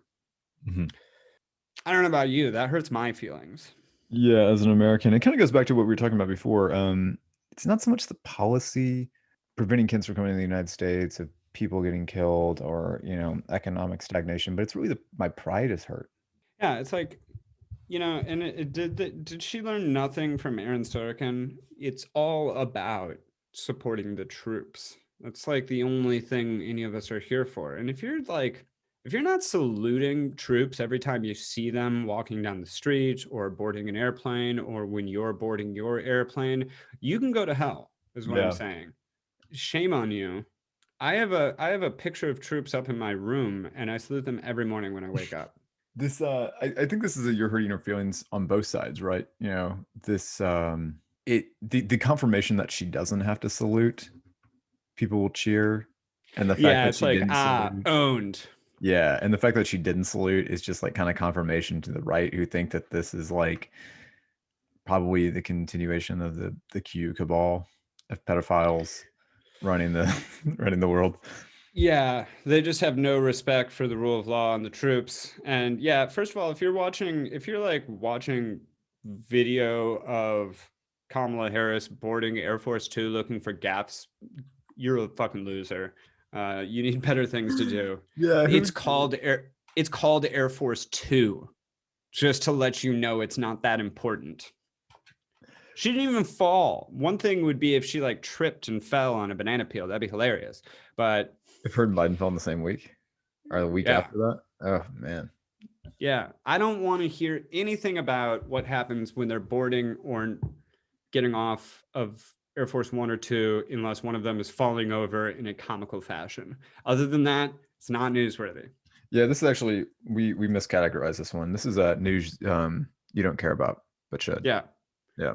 You should be watching. Yeah, but yeah, basically I think it is a hurting feelings on both, or it's about feelings on both sides, because it's like people on the right trying to be like, oh, she didn't salute the troops. And then it's like nerds on the left being like, well, actually, this actually dates back to the 1980s, and actually, it's not traditional for the vice president when boarding Air Force 2 because of blah blah blah blah blah. Like as if like the facts of it matter. Yeah, because it sort of implies that it's like, well, I would only be mad if it was Joe Biden not saluting the troops, and it's just like they're the fucking like job number 1 and job number 2 in the fucking country. Who cares? I've been this might be a good point to conclude on, but I've been thinking a lot lately about, you know, these kind of like dust ups that happen like kind of during the day and really get a lot of traction on Twitter. And I was like, okay, what do I prefer? Is like do a Twitter during the day or like daytime TV when I was a kid? I don't know if you got to watch much daytime TV when you were a kid, but I remember it was the talk show.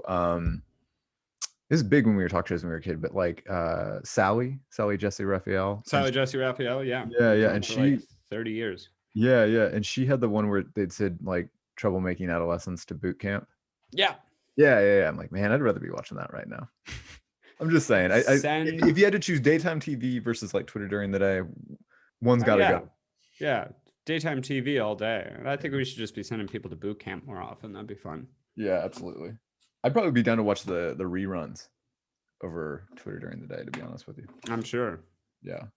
I forgot about Ginny Jones. I actually said this on Twitter, and someone brought up Ginny Jones, and I forgot that Ginny Jones had a show. I was more of a Sally guy. Ginny Jones, Maury Povich. Yeah. That was all Who's the Daddy, though. I don't know. That reminds me. Some news that you don't care about, but should. Ellen DeGeneres, after it came out that she was basically a horrible boss lady on her show, her ratings dropped by 1 million viewers, I guess, and someone said she's down to Steve Wilkos level now. Like a reputable outlet said that. I think like the New York Times compared it to Steve Wilkos audience. All the news that's fit to print. Yeah, well, she's down there in CNN, MSNBC, Fox numbers. Probably. Yeah.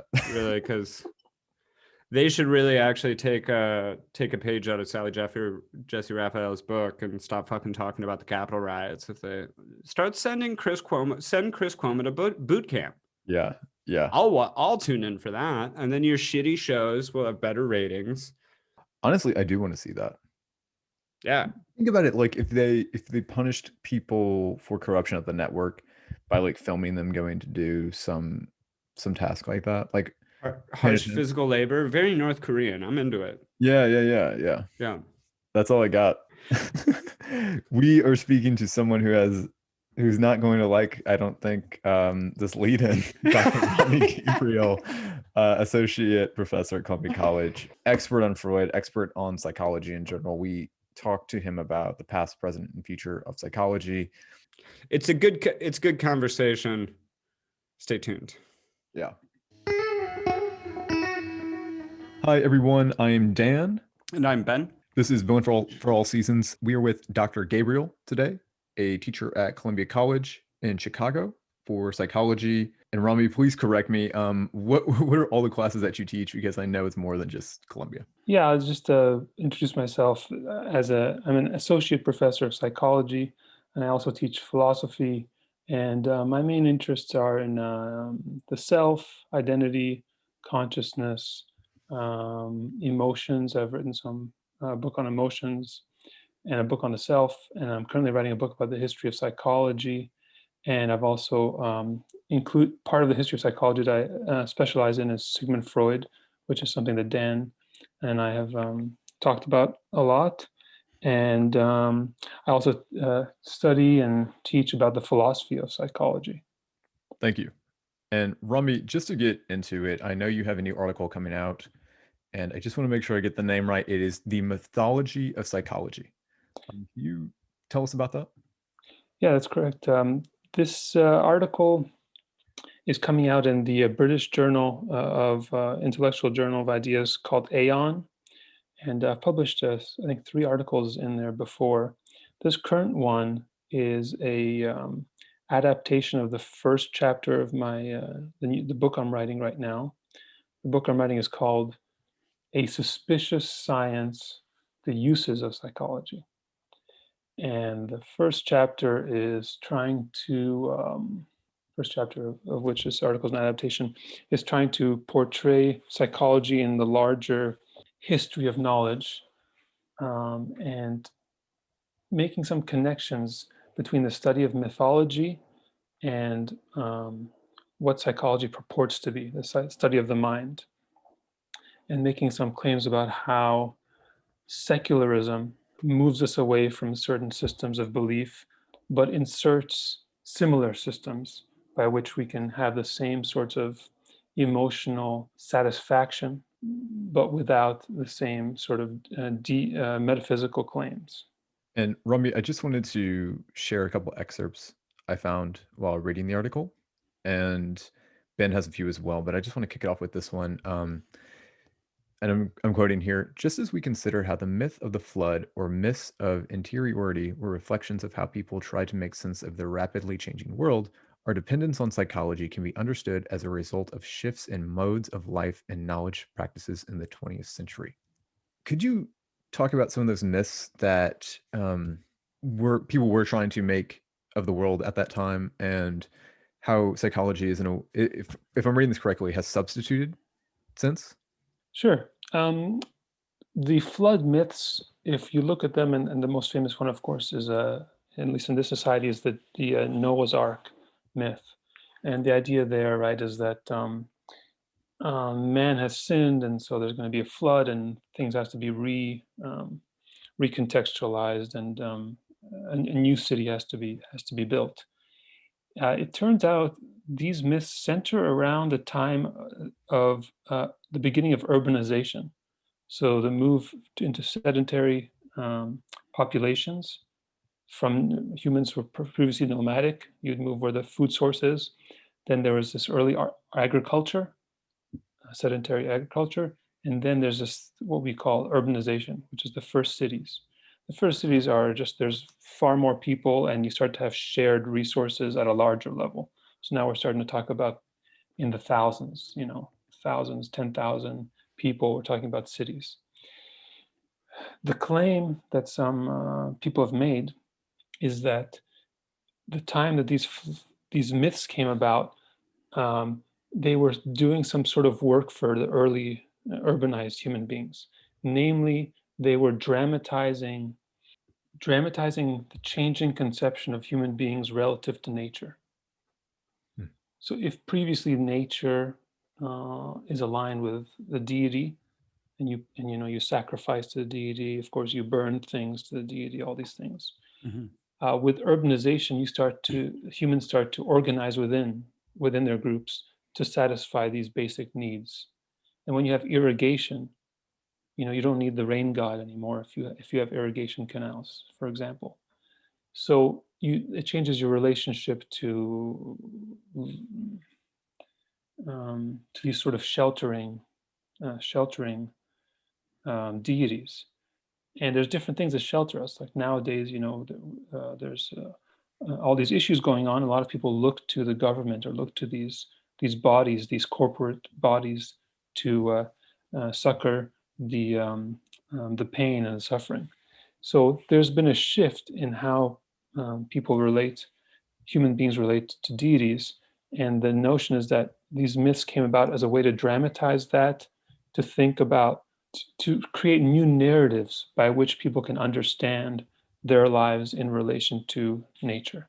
So I'm kind of positing that, and then also in the quote, it says something about the myth of interiority. And this is kind of a longer story.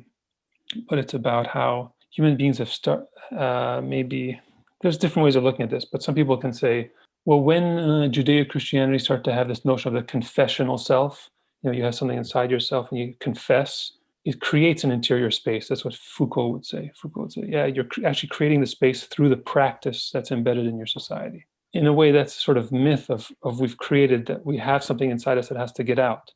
And this is something, of course, that Freud worked up into a whole system that we have an id and ego and all these kinds of things. So that's a change. And of course, there's a lot of related socio-political and historical reasons for this kind of individualism of thinking of the space, individual space. So that's a longer story, but that's a little bit to give you an idea of why I said that. Now, the reason I'm even making these claims is to say that we are now living in an era that I characterize as secular modernity, which has several different pieces. The secular one, of course, would be a difference in our relationship to deities, or maybe some people say that there are no deities, and so we're in a secular position. And modernity refers to all the technological changes, the changes in labor practices, the changes in economic superstructures, the changes in, of course, relationships to governing bodies, etc. Modernity refers to a whole bunch of things that I'm sure we can talk more about. But the claim is that within a secular modernity, psychology has taken up a position whereby it helps dramatize our notion of who we are, and what we can do. That psychology is the myth that helps us dramatize our situation, just like the Noah's Ark myth helped dramatize the early urbanization situation. I want to talk about some of these modern secularism. That was Secular modernity. Secular modernity. I want to talk about some of the entities within that, but I know you started off with in the article, you make a big claim about psychology, and Ben, I know this is one of your highlights if you wanted to ask about that. Yeah, you touch on this a few times in the piece, but right in the first paragraph, you had psychology aspires to the status of physical sciences, but it tries to explain much more and ends up revealing much less. So I was interested if you could expand on this sort of issue, bit like this psychology versus the physical sciences, and this kind of I guess sort of, would you call it sort of a fight to have empirical truth come out of it that it can never really achieve? Yeah, that's a great question. That's what I'm writing about right now. It turns out in the 19th century, the field of psychology formal psychology hadn't been formed. It kind of came together out of the strands of something we call psychophysiology, which is these studies of nerves and of the electrical impulses in living creatures in biology. Mm-hmm. There were a few different ways that psychology could have gone, but certain ideological commitments were made in the 19th century. The main one being that psychology sided with the natural sciences. Natural sciences, of course, being biology, chemistry, physics. And they were very successful at that time. That's part of what modernity is. It's the fruits of these natural sciences. So the ideological commitment made by early psychologists was to say, we are one of the natural sciences. And the way that we're going to cash this out is by studying the physical manifestations, the physical apparatus of the body, and then subsequently in the 20th century, the brain. So the notion is psychology really a natural science? Or, as some other people have said, is it a human science? Human sciences are anthropology, sociology, some people say political science. These studies are more about depicting or describing phenomena, any kind of phenomena, right? Whereas natural sciences is about reducing the phenomena down into its constituent functional elements. Mm-hmm. And so what I'm trying to do in this book is to understand, where is psychology really? Has it been successful as a physical science, or has it been more successful as a human science? And that's what I'm setting up in the beginning of the article. I'm saying it wants to be a physical science, so it's promising so much, but maybe it hasn't given us that. just to follow up on that, I may be getting a little bit ahead of the conversation here, but you do touch on the subject of neuroscience a little bit, and is it your thought then that neuroscience is sort of that bridge between the empirical and the phenomenological, or is that not what you're going for there? No, I mean, certainly that was the hope. The hope is that neuroscience is going to catch it out, because we're going to find out that it turns out it's the brain that's causing all these mental things.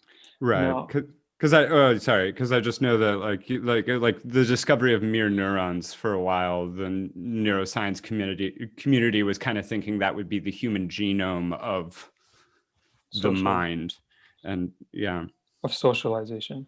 Yeah.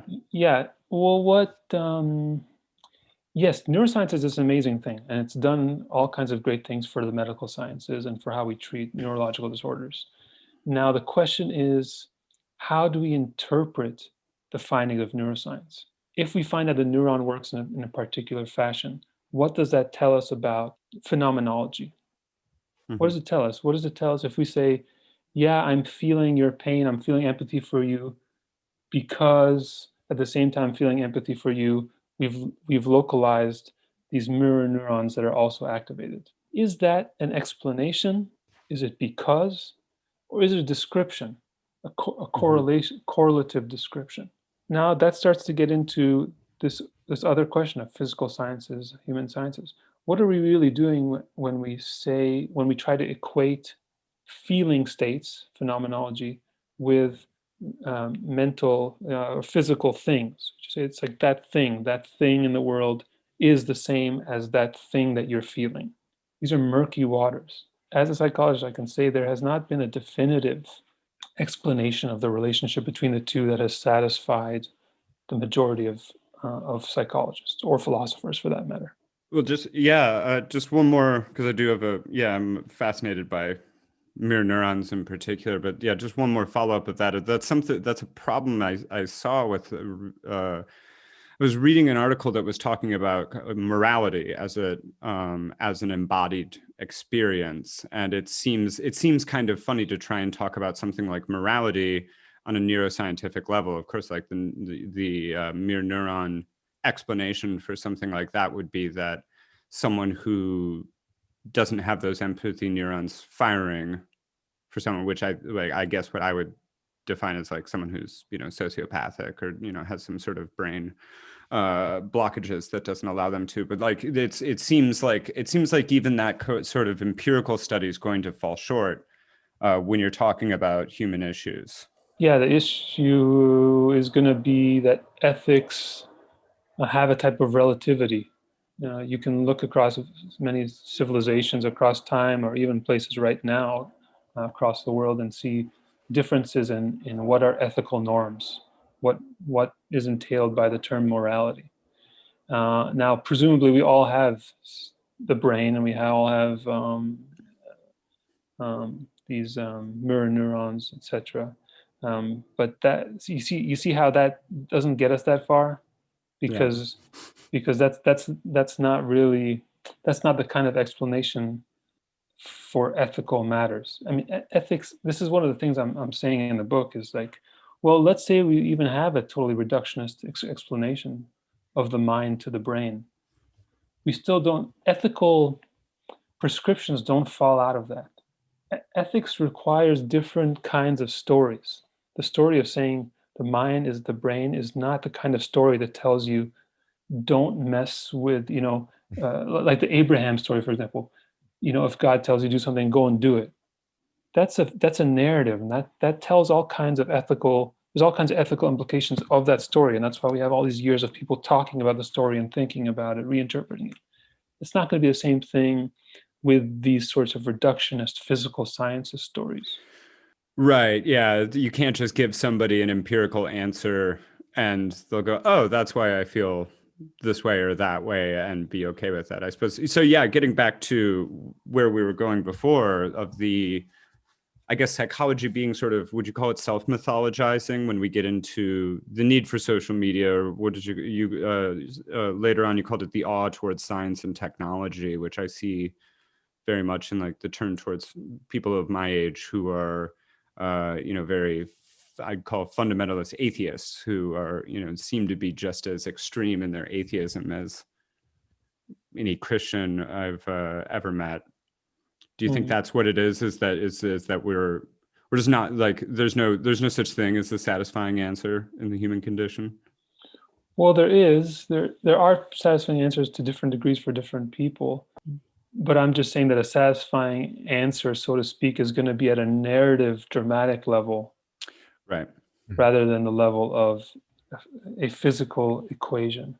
And that's why I'm talking about mythology so much in this thing, as I'm saying, yes, psychology is doing a lot for us.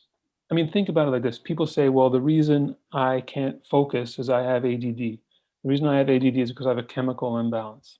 The way I get over this is I take this pill, and this pill changes this thing in my head.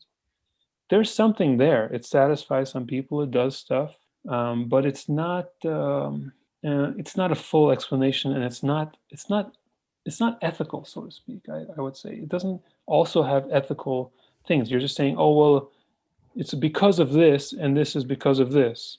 It delimits the agency of the person, and it delimits the nature or sort of interactive nature of why that's happening at all. Right. I want to insert this quote real quick because I think it is pertinent to this conversation. It says, "What makes an explanation satisfying is that it accords with the social system in which one is embedded. For example, in Hindu society, there is a reinforcing relationship between samsara, karma, and caste, whereby one's position in society is explained by one's past lives." And I think it ends kind of on a rounding note here. It says, anthropologist Emil Durkheim's magisterial work on the social origins of religion made this point clear, that society itself is what bestows significance upon beliefs. So I think it even goes one step further than, I guess, how we in the West view myths, which is mostly related to Greeks and ancient times. It seems like their society has its own myths as well that are, I guess, imported onto somebody or exported onto somebody for that matter. Yeah, I guess I should say just that a myth means a grand narrative, and it includes beliefs and rituals. I know in this society, myth means basically bullshit by another name, but that's not what I'm saying. And that's not how it's been used. It's been used as a grand narrative that integrates beliefs and rituals. I was talking to Ben in the pre-show about like some just contemporary myths. I don't know. Do you have any that just come to mind when I ask? Contemporary myth? Sure. Yeah. Yeah, I can think of a few.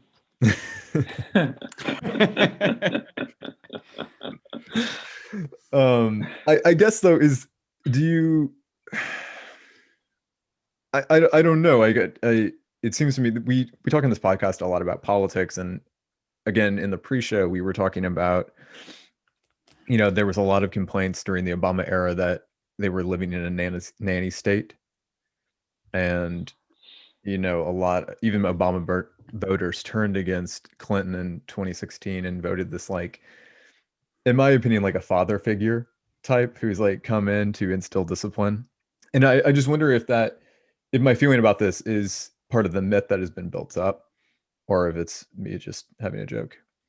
Well, certainly there's characterizations that we could call stereotypes or we could call myths that are being used in politics to characterize and to, imply other things. Like the nanny state, of course, is a good one. Notion of capitalism. There's a myth that everything should become part of capitalism, and capitalism will solve all issues, etc. These are myths because they carry a bunch of beliefs and they carry a bunch of rituals. Yeah, so I agree with you that these larger narrative formats are being used in all kinds of ways within politics and within rhetoric, and we've seen this a lot, of course, in these last sort of volatile 4 years now, I guess. Some people say longer, but I would say it's definitely been quite volatile in the culture wars of the last 4 years. Just to pull it back to psychology a little bit more explicitly, one of my favorite things we got to do in the Freud class was watch Century of the Self, that Adam Kurtz documentary that talks about Freud's impact on just the world in general, really. Can you tell us a little bit about Freud and his connection to psychology? Sigmund Freud is an interesting figure because, as I was telling you earlier about the 19th century, 20th century, that kind of thing, he's right in the middle of this. What's happening is that he's an Austrian. Well, he's a Moldavian, then he moved to Austria, to Vienna. But his early education was in the German system. So he was learning initially from Ernest Brucker, who was one of these, remember I was telling you about these psychophysiologists, these guys looking at nerves. And in fact, Freud's early work is on frog nerves. That's what they were all studying then, because they found a way to get these nerves into this solution, and they could study the electrical nature of it and the chemical nature of it. So he started as a physiologist. Now the thing is, in 1886, they didn't know enough about the brain, according to him and according to other people, to be able to make these larger explanations that we can make now, right, with mirror neurons or with drugs and therapy and all that kind of thing. Or sorry, just drugs. We can make these points now. So Freud saw that we don't have the information to be able to do that. So he said, well, let me try to figure out a system that we can talk about that doesn't require all this brain stuff and this physiology stuff. And that's when he developed what we call psychoanalysis. And psychoanalysis is this whole system to explain phenomenology and to explain basically unconscious, unknown causes. And furthermore, it's a system that describes a structure of how the mind works. So it was able to do a bunch of things. All of these stories have causal implications. So when you say the mind has an unconscious, an id, and an ego, there's causal implications of why you do the things you do. When he says Oedipus complex, he's trying to explain why do you have these neuroses, and then he can do a whole story based on this narrative. So he's very interesting because he was a structuralist before we had all the brain stuff that we could use to make structural explanations, but he was still doing it. Now the thing is, his system is so interesting, and this is something we've talked a lot about.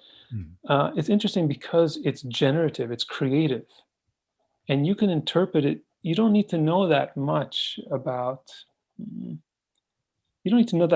much to take that system and build all kinds of wonderful things.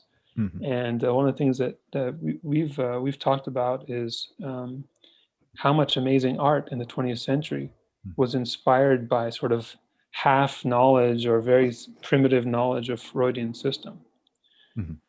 So in that way, he's a very important psychologist, but in some ways, he's an even more important cultural or creative figure. Speaking of myths, I know there are a lot about Freud. Can let's talk about a few. Sure. I actually don't know if this one is a myth, but penis envy. I think this is not a myth, right? This one is real. Did he say penis envy? Yeah, he said penis envy. Yeah. Yeah, and can you describe penis envy? Sure. This isn't like the Borat. I mean, this isn't the Borat section of the show. I promise. No, This is our gotcha journalism. Yeah. 40 minutes in. Well, I don't want to take this out of context, but is it what we think it is? No, it's even weirder. I mean, there's a great record by the band Crass called Penis Envy, I guess. Yeah. But Freud's notion, comes from, he had the Oedipus complex for males, and then for females, he kind of like an afterthought made up the Electra complex. And the Electra complex is like, what's the little girl doing? If the little boy in Oedipus wants to sleep with his mother, what about the little girl? Well, the little girl is a little bit more odd. She at some point realizes in the genital phase that she doesn't have a penis. And so to make up for that, she wants to get pregnant with the child of her father. She wants her father to impregnate her, and that child that she'll have is a substitute for the penis. so penis heavy is part of the Electra complex. Okay. Yeah, that's not what I thought it would be. Yeah, I mean, and I should also point out there's been many years of critique that has shown this to be insane. Yeah, I'm sorry. I want to have an immediate follow-up to this question. Okay. I know that Freud, there are limitations to Freud. However, the class that I took, I really liked because he really established the foundation of psychology. At least that's what I thought I should take away from the class. Can you talk about his lasting effect and I guess what came after? Yeah, how is it? That's what I was going to ask. Like, what was the positive lasting effect, and then what were the perversions of his memory that are unhelpful?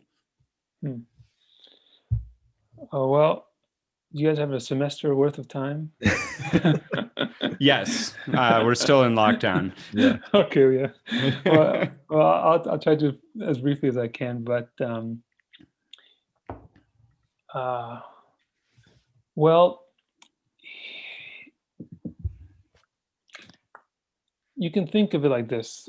After Freud, psychology sort of splits into a couple of different branches. One I would call empirical psychology or academic psychology, and that's a study of the brain and the study of cognitive processes and the study of behaviorism and cognitive sciences. And this is all kind of theoretical stuff, trying to break down the mind into parts and then study those parts. And then the other branch is called now clinical psychology. And that's arguably what Freud started or at least furthered. So clinical psychology is now what we call all these different therapies. It's like applied psychology, all these therapies. And there's more therapists than there are empirical psychologists, far more, like 10 to 1. And there's, after Freud, a whole bunch of different kinds of clinical therapeutic psychologies came about. So his is called psychoanalysis, and a few different important revisions have been made to it. The most important is probably his daughter, Anna Freud, who added all these different elements. There's Alfred Adler, there's Jung, there's Jacques Lacan, and etc. So all these modifications were made to the basic idea of Freudian psychoanalysis. And it's gone in all kinds of ways. So there's all these therapeutic things, but then also, like I said earlier, the system is very generative of. It's a creative system. It's a system that allows us to talk at the level of discourse about the mind. That is, we can talk about how, well, the reason you're doing that is because a dream you had, and in that dream you were this persona, and this persona led you to believe in these things and led you to think of this story. You see how, like, we can talk about it forever, and it's generated so much great art because it's rich. It's inherently rich because it's inherently narrative. It's discursive. It's a narrative format. So then it's had a lot of afterlives. There's this afterlife I'm describing, which is as a format for creativity, but it's also had some less positive afterlives. And the interesting one is to think about feminism, to think about. So we talked about the penis envy, Electra, and we can see that seems to be kind of a crazy story, and it definitely seems to be taking some things granted about females that can be used to subjugate them, and that is something that happened. So in the 50s, there was some of the things that Freud said became like norms, became normative. Like, that is to say, this is what women are always like, and they can't change from this. Rami, I just want to say, partially through Edward Bernays, his nephew, right? Yeah, Edward Bernays. Sorry about that. Edward Bernays is a third branch. I'll get to that next. Let me just say quickly that Yeah. the feminists like Betty Friedan are responding to Freud, and they're creating this whole thing that we now call feminist psychology, feminist philosophy. So in a way, it had a negative effect on women's norms about female behavior, but it also was something for, and Gloria Steinem, of course, it was something for them to push back against and to create all kinds of positive and interesting ways of looking at female psychology. So I'll just add, Dan is asking about, well, how did it feed into basically public relations and marketing? Well, Edward Bernays, his nephew, started this whole field of public relations, as we see in that movie Century of the Self.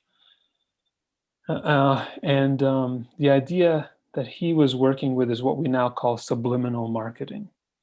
The notion that you can manipulate people because there's parts of the mind that you can speak to that are not at the conscious level. And so a lot of the ways of influencing people use some of the methods and knowledge of psychoanalysis. And there's all stuff we could talk about with marketing, of how marketing does that, with color, with role models, with even just the level of type on the page, people drinking beer with women around them, etc. All these things are just subliminal ways to make you want something or like something. So that was one use of psychology, or use of psychoanalysis. And we could go on, but whatever you guys want to do. Do you have any questions about cocaine, Dan? Well, I always like the example that they have in that movie of I think Philip Morris hires Bernays to do PR, and it's to convince women to start smoking.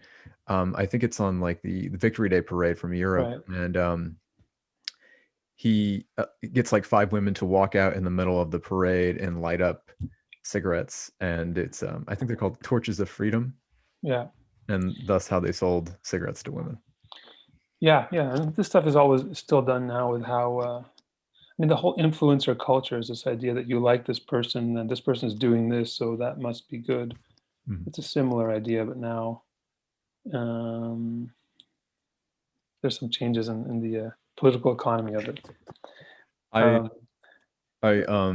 Before you say cocaine, he stopped doing cocaine in 1895. Okay.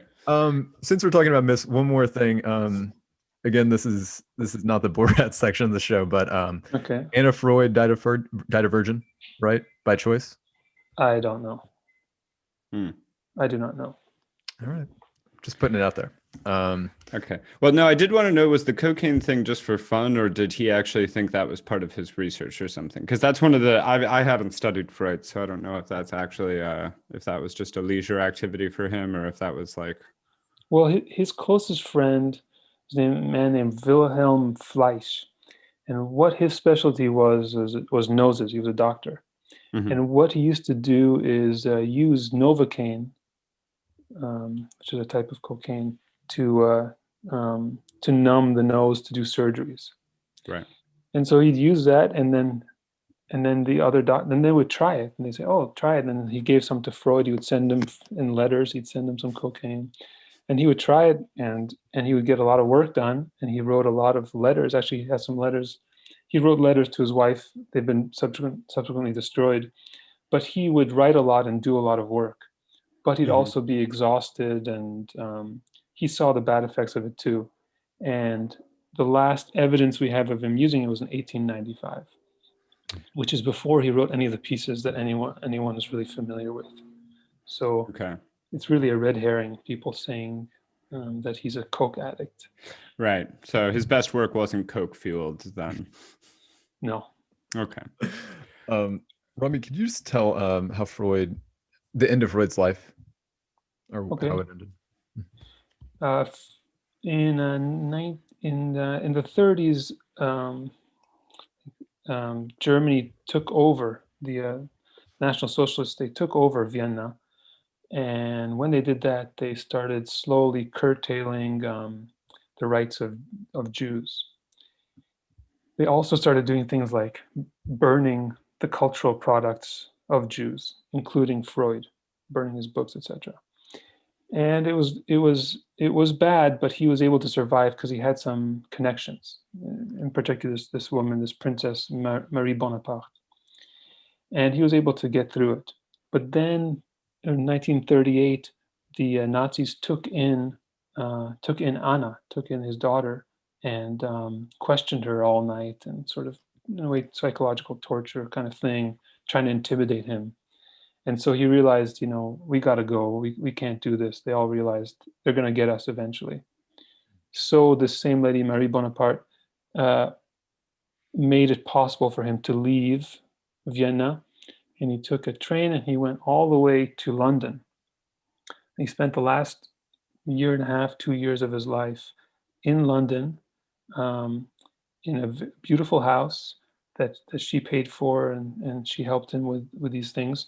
And the last year and a half of his life, he was suffering. He had like 30 different surgeries for throat cancer and mouth cancer because he smoked 6 cigars a day.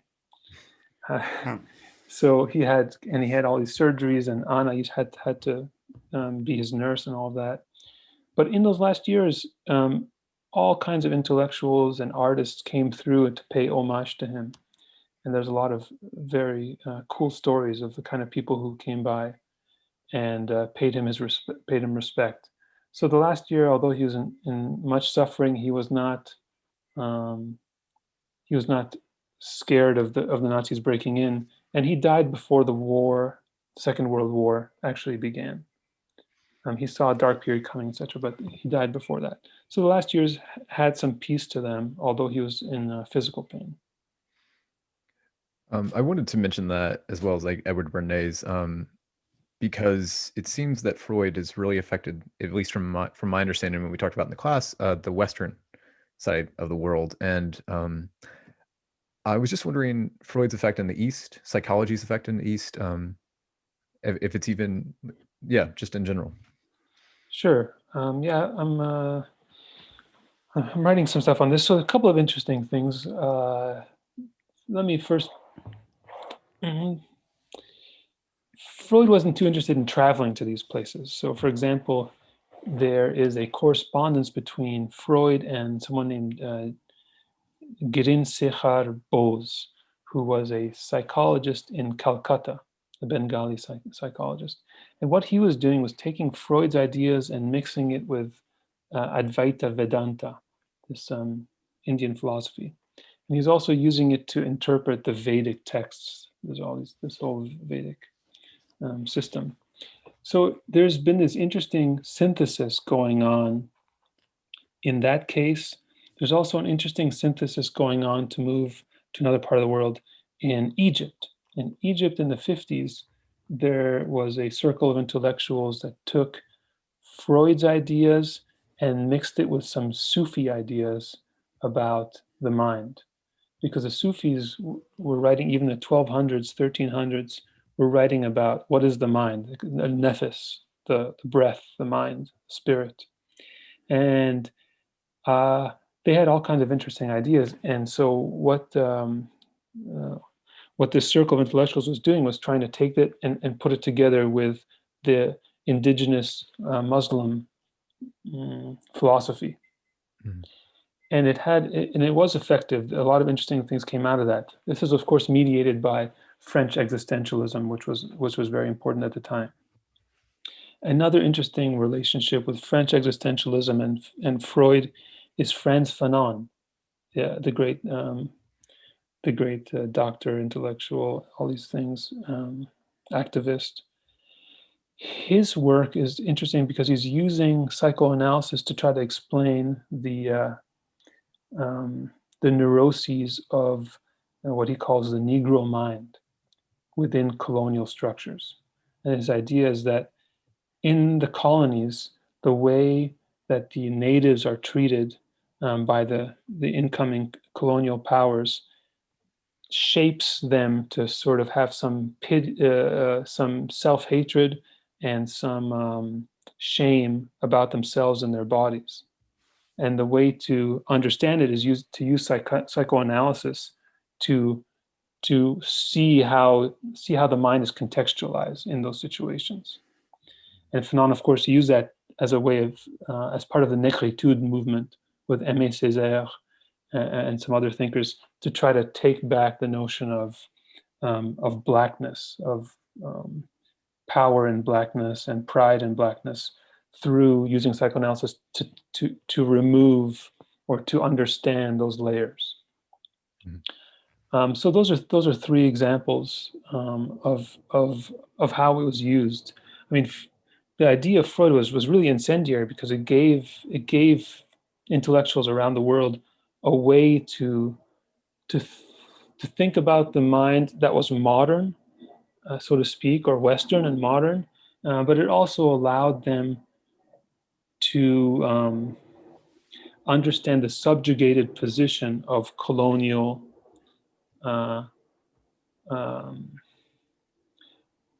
colonial psychology, for lack of a better word. You know, when there's a colonizer or an oppressor, there's the power dynamic, just the pure brute force, but then there are these psychological tools being used, and these psychological consequences of the power dynamic. Yeah, it's the take up the white man's burden, that sort of thing. Yeah, that's Kipling, isn't it? But these kinds of things of how to think about that situation, how to deepen an understanding of that situation, such that one can free oneself, at least psychologically, from these burdens. And this things are happening like that right now with how to rethink the past, this sort of the colonial past. And there's different things being done now, but back then, psychoanalysis was a very important tool to rethink it. What would you say are the important things happening now that do you think are? Is there a new wave of the next level that's coming that you think is going to be as impactful or similarly impactful? A new wave of psychology, or a new wave? Excuse me, sorry. In sort of undressing this colonial thinking or the effects of colonialism, has that continued to move forward? Well,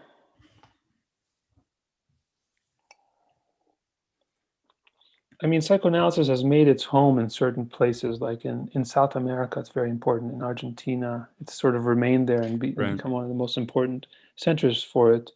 I know there's one of the interesting things going on is something called neuropsychoanalysis, which is this attempt to take all we know about the neuroscience and integrate it with Freud's notions of what the mind is like. That's not so being used in an activist sense. Some of the basic stuff about oppression has been worked out in the 20th century by other thinkers. And so some of the ways that people are going about changing these things are not so much psychological, although we see now the idea of changing role models and changing what cultural figures look like. This is something that's been going on in America for the last, I don't know, 8 years or something, maybe longer. But there's different things going on now, political things like reparations and giving back stolen lands, and native stuff. I mean, stuff that you guys are aware of. Yeah. Did you have something done, or I was going to? Go ahead. Just to wrap up, Rami, can you tell us what you're most excited about in development of psychology? Right now, in development psychology?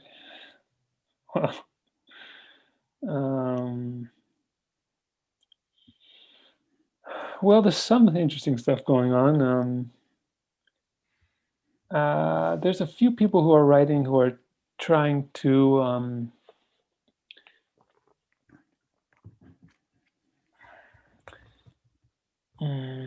trying to solve some of the issues that have arisen. So some issues that have arisen are that psychology is not a very good natural science. We don't have really any general laws that we've come up with. It's not like we've came up with gravity or even anything, any equations, almost nothing. So that seems to say something. So what do you do after that, after 150 years where you don't have much of that or any of that? And one way to look at it is say, well, why did this happen? Maybe because psychology cannot be objective. Maybe it can't. Maybe it's like anthropology. An anthropologist goes somewhere and they try to write everything down and be objective, but in some ways you can't, because you're coming with your own culture, with your own interpretive lens, which is your culture. Maybe psychology has something like that. So there are some thinkers talking about, well, how do we take that into account? Not just use it to say, well, psychology can't work or it's impossible, but to take it into account and still move forward. So that's one interesting thing I think is happening. The other interesting thing is I wrote a book with my colleague Steve Asma. He's a philosopher. We wrote a book called The Emotional Mind, The Affective Roots of Culture and Cognition. And it just came out in 2019. And what we do in that book is try to say, let's rethink psychology, but take into account emotions this time, and try to figure out how human beings are animals themselves, and try to think about how the basic format of the mind, the basic form of the mind, is shared across all animals. And the basic form would be these emotional instincts, these emotional processes. And what we do in that book is we try to build all the way from the most basic stuff, like approach, avoid, into things like religion, mythology, and art. And we do it slowly, and we do it in a way that I think is exciting, because we're trying to say, well, how much can we say about the mind without talking about language, for example? Because other creatures have minds, it seems, and have emotions. But what can they do without language? And what can we do without language? And how are we using language to cover up other elements of what we're doing? And how have we mistakenly inferred things due to that assumption, that cultural assumption? So that book is trying to make a large claim, and I'm excited about how the book is received and how we move forward with trying to make these larger claims. Ben, if you don't have anything, I guess we can wrap. No, I think that's great. Yeah. Dr. Rami Gabriel, Associate Professor, Columbia College Chicago. Rami, thank you so much for your time. Thank you both. I appreciate it. Thank you very much.